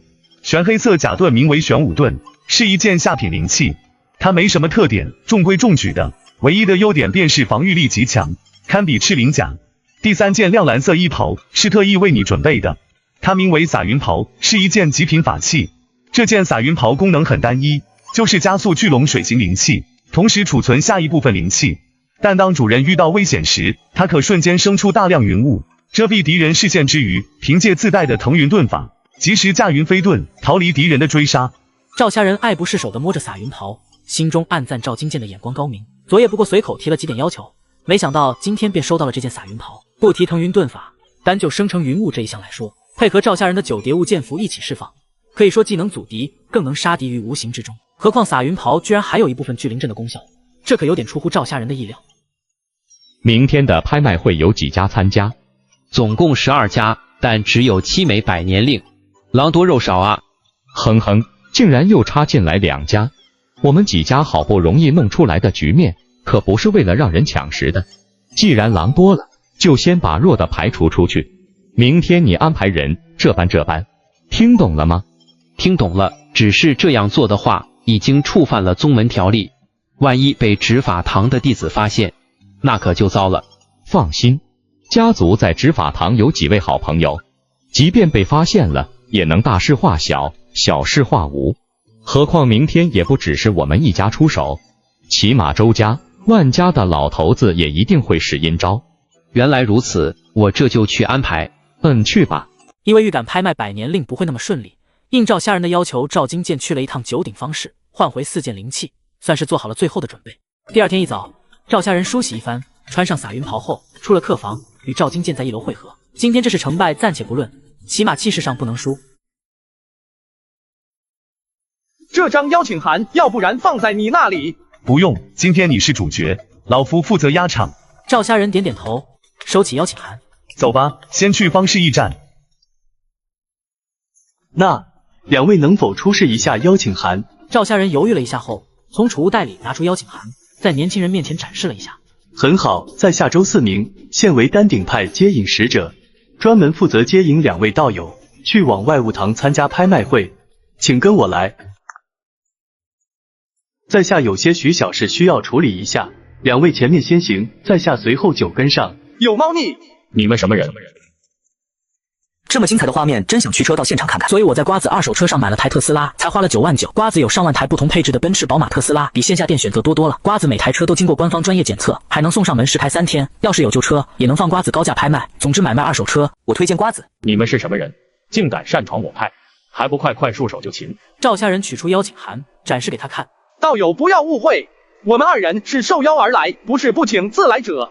壮汉检查了一下邀请函，见是真的，脸色稍霁。你们的接引使者呢？他到哪里去了？呵呵，你看他不是来了吗？周四明，看你干的好事，你不好好接引客人，乱跑什么？是不是想去执法堂走一遭？任师兄，我知错了，求您开恩，千万不要上报执法堂。哼，看在周师姐的份上，下不为例。一盏茶的功夫，3人便来到外务堂门口。到了，你们自己进去吧。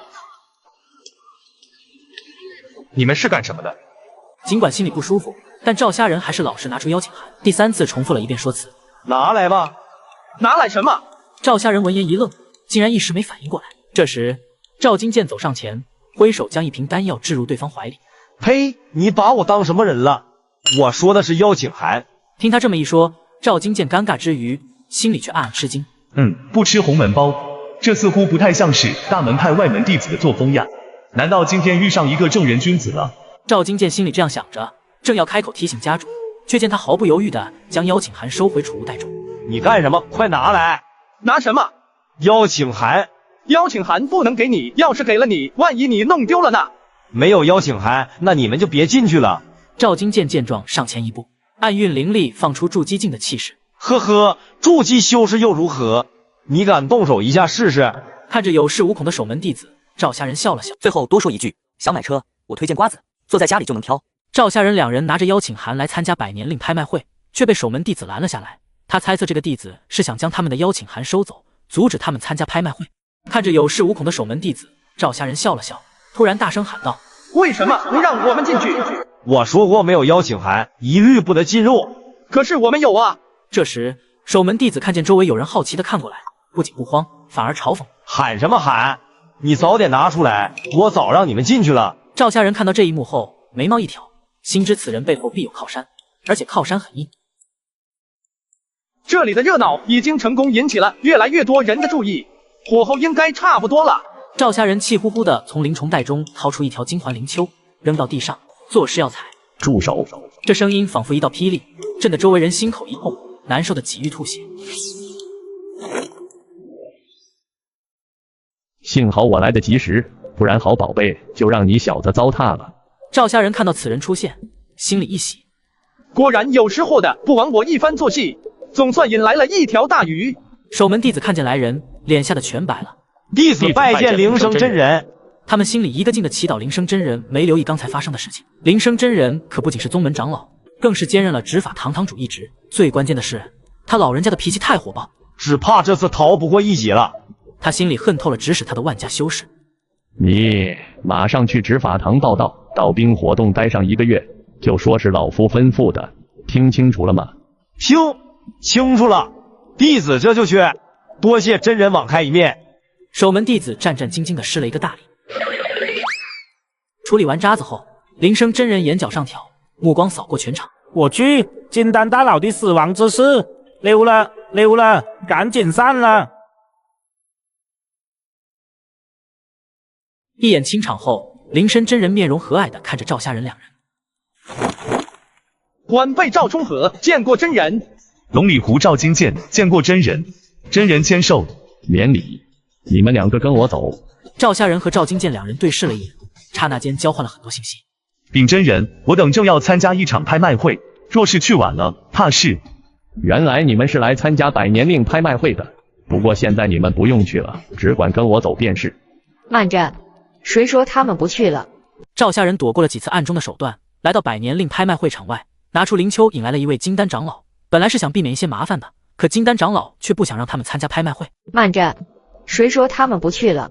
灵生师兄闭关10年，今日一见，你的法力又有精进，如今怕是已经进阶金丹后期了吧？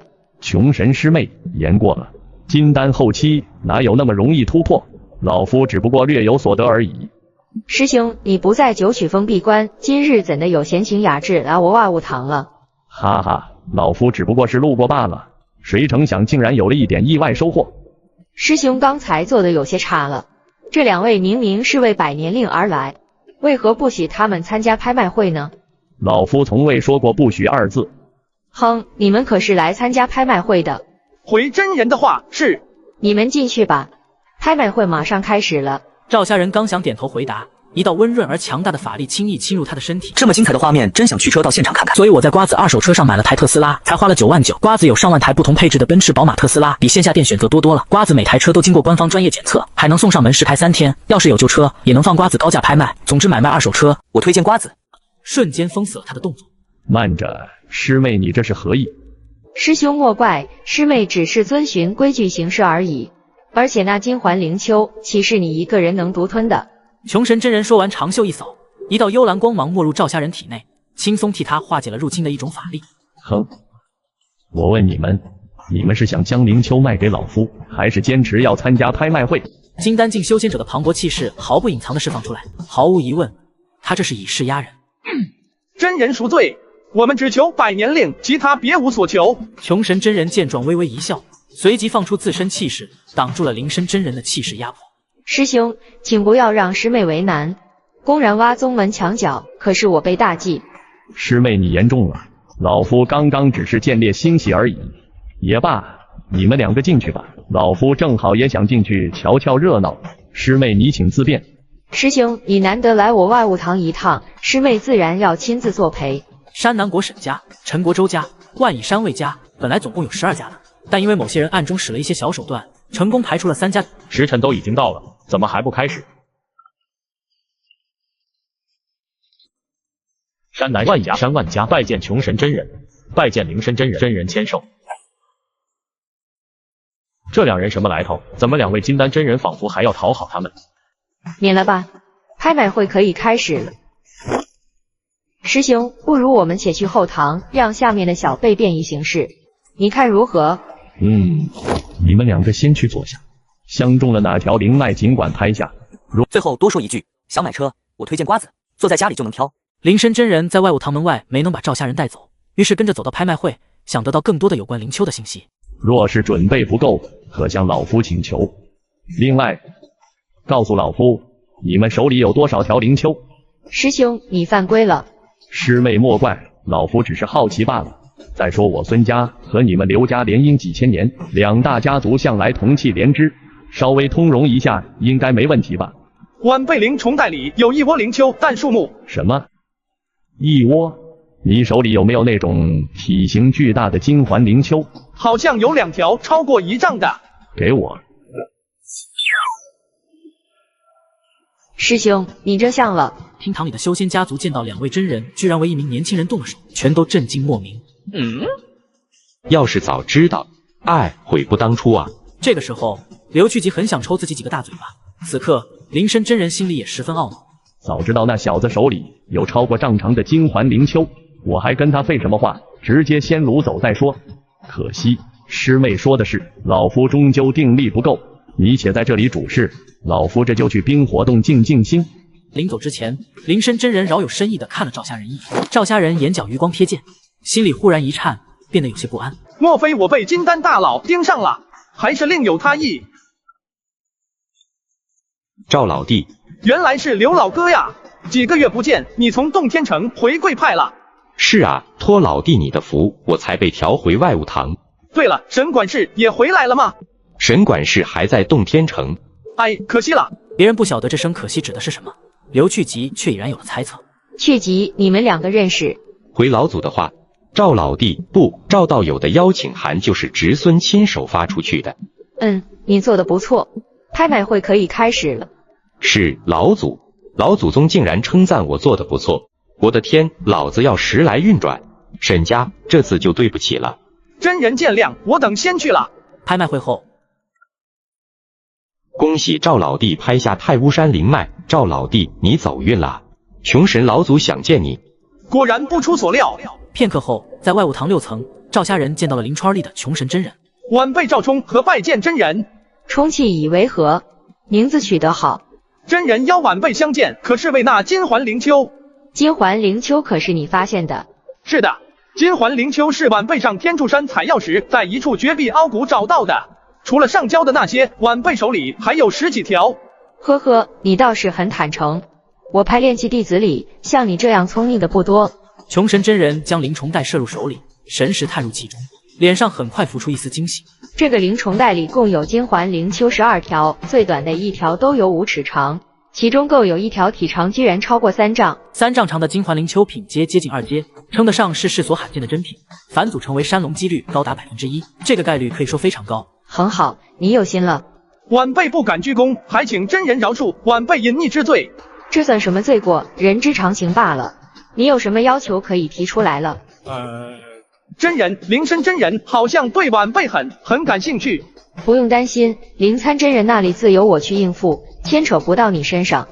晚辈不敢有奢求，只求真人赐下1部丹经。原先他只想换几张丹方，但自从见到了穷神和灵参两人对灵丘的重视程度，赵虾仁暗暗将条件提高了2个档次。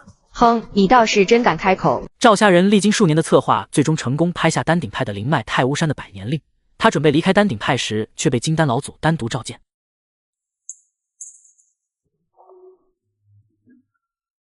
赵老弟怎么样了？什么怎么样了？你是问穷神真人吗？我刚刚说错话了，老弟你千万别在意。刘兄说哪里的话，若不是有你相助，我哪能得到这种机缘？穷神真人对我很欣赏，特意把他年轻时的一些丹道笔记赐给赵某。什么？老祖宗竟然将他亲手写的心得给了你？这不可能。看着册子表面那一行娟秀的文字，刘去疾羡慕的眼珠子都红了。实际上，穷神真人只是随便给了他10几张丹方，以及对丹方的分析与总结的册子。即便是这样，也足以让赵家多出一份丹道传承。经此一事，刘去疾看他的眼神都不一样了，隐含敬畏之余，目光更是热切。好了，刘老哥，我想尽快去接管太巫山，就先告辞了。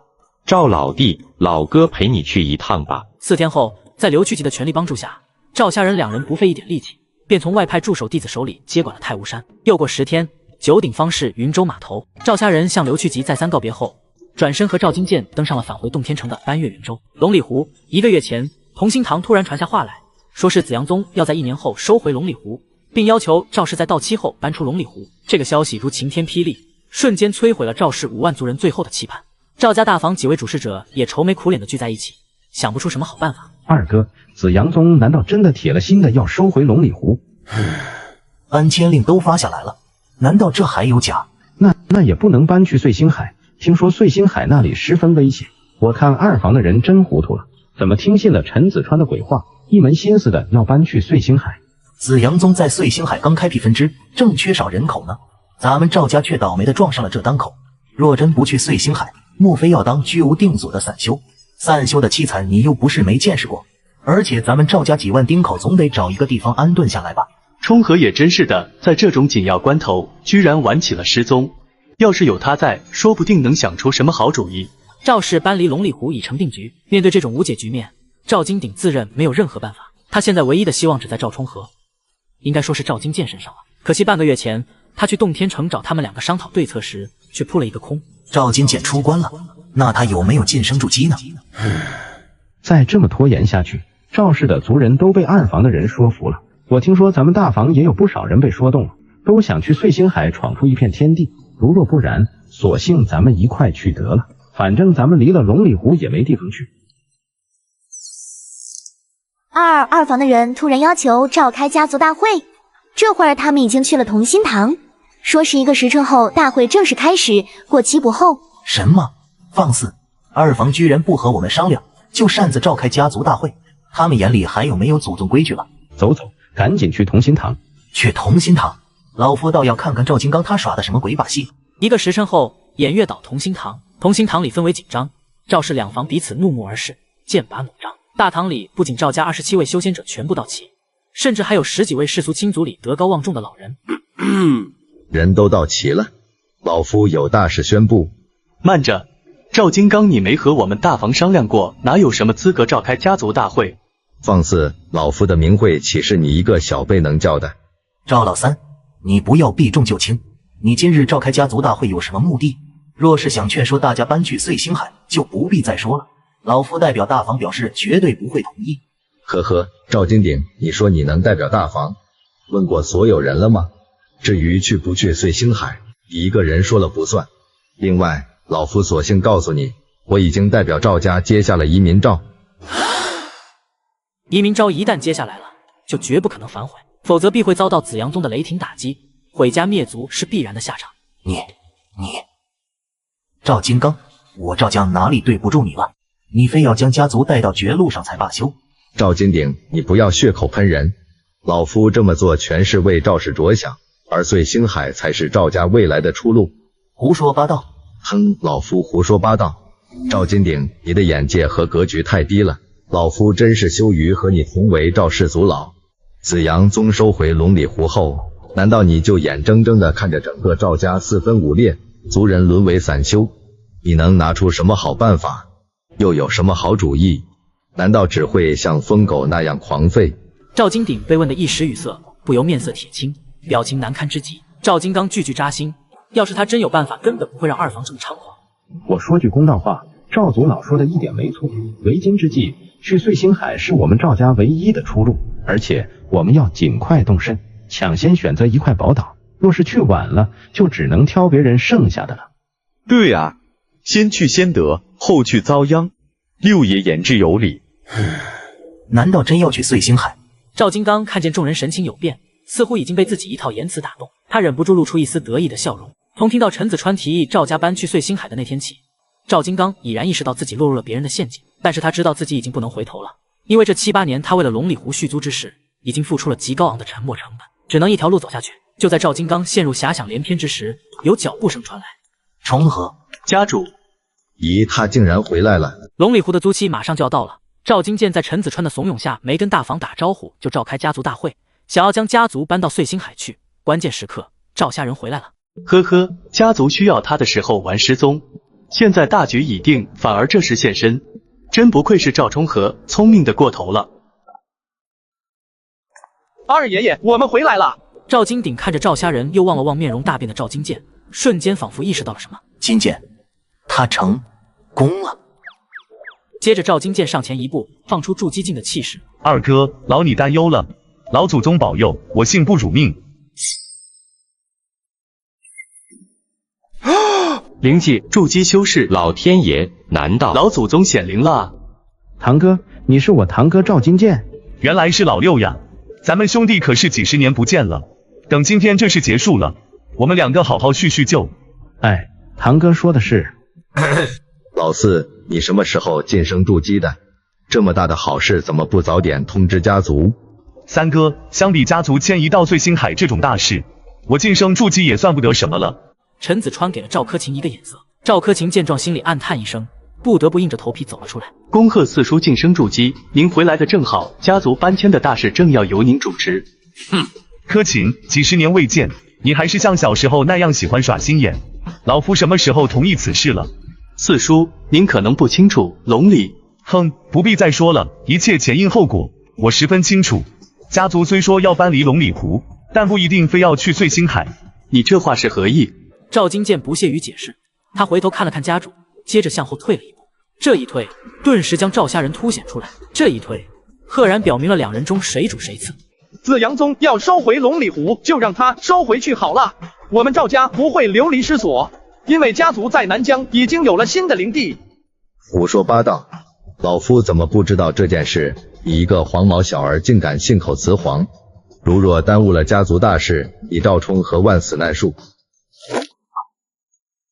睁大你的老眼，看看这是什么！赵金刚拿在手中打眼一看，再一摸，他心里陡然一沉。这块令牌的质地与手感跟供奉在祠堂的那块一模一样。这么说，他居然没说谎。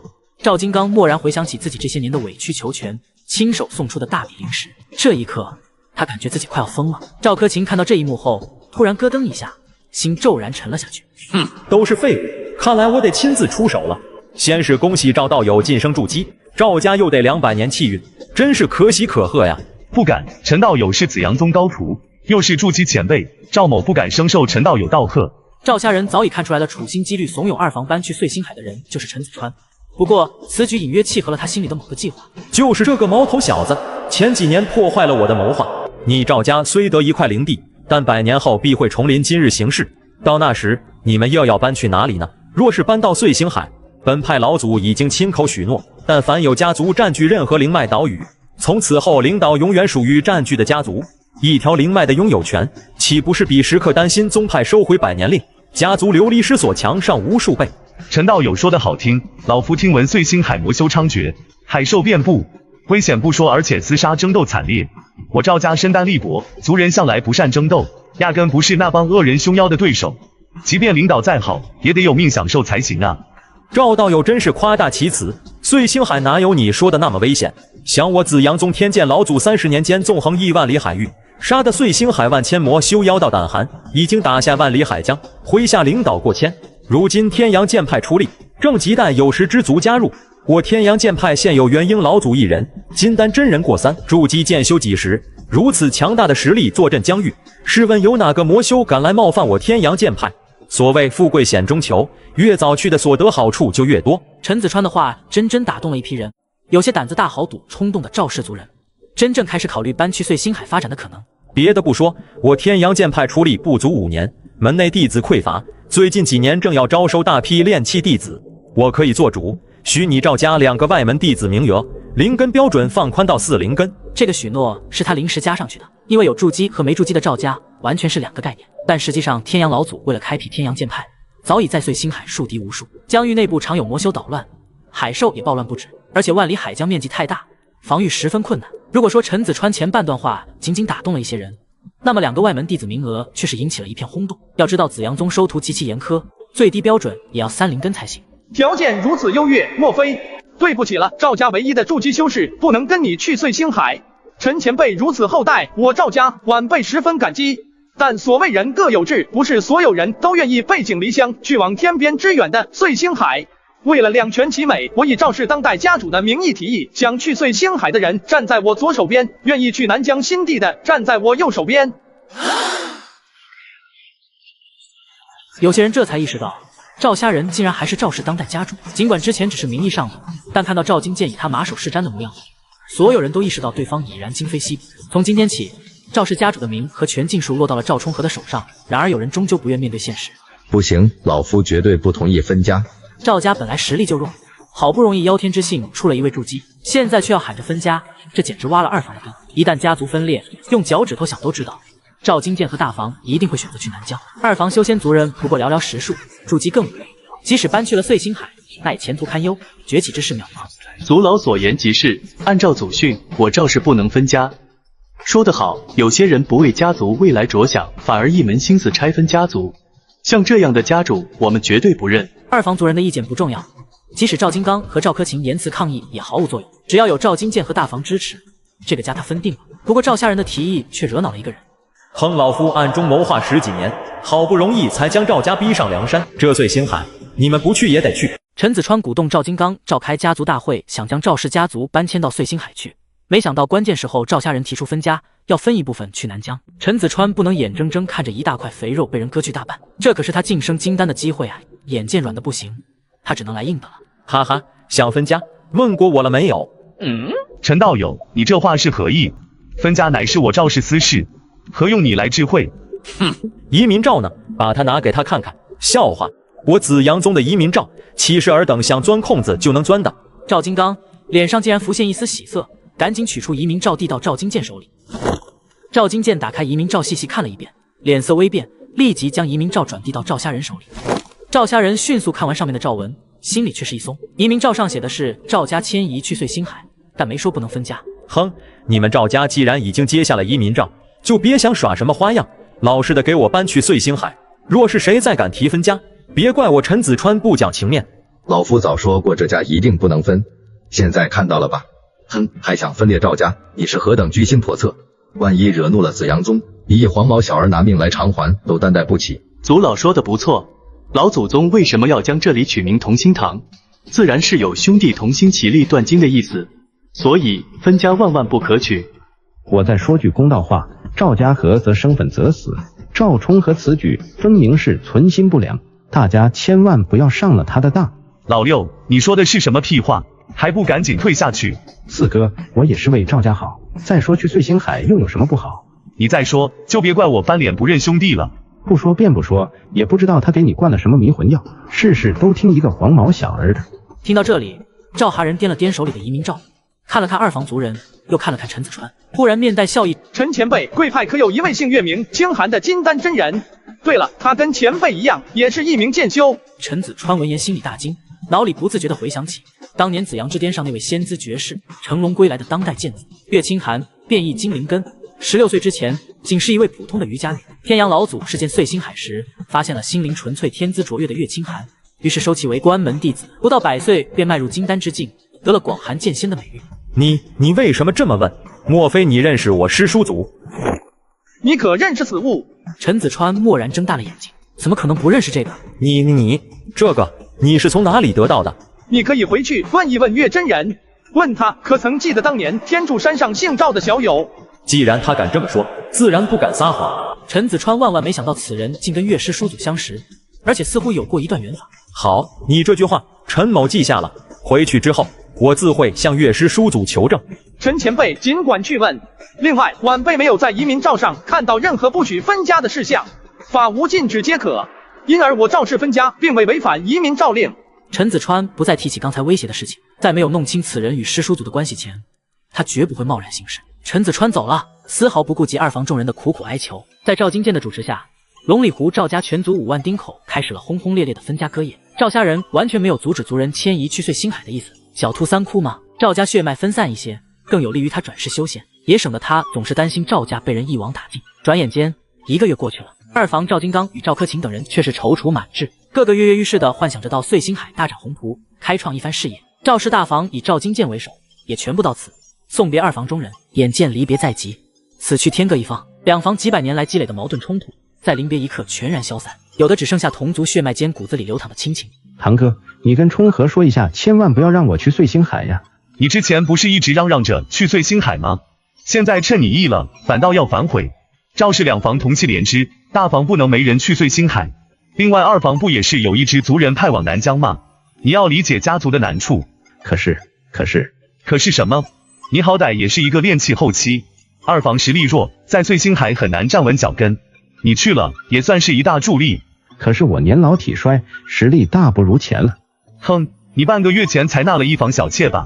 老夫看你龙精虎猛的很。来了，为了赵家搬迁去碎星海，紫阳宗花了大量临时租了一艘搬越云舟，因为早已做好准备，是以不用赵家人费心指挥。赵家1万族人按照顺序开始慢慢登船。这时候，陈子川忽然从云舟上飞下，飘然落到赵家人面前。陈前辈有何见教？岳师叔祖问你何时去紫阳宗？赵家人闻言一愣，收敛起笑容，沉思良久，最终也没说出一个期限。半个时辰后，搬越云舟缓缓脱离地面，升空而起，转眼间缩成一个黑点，最后消失遥远的天际中。走吧，现在该轮到咱们动身了。时光荏苒，岁月如梭，转眼间已过了5年。又用了2枚灵石，终于升到炼气5层境界了。走出院门，首先映入眼帘的是不远处的一池幽深静谧的碧潭。望着山间美景，赵家人心有所触，随即慢慢陷入了回忆。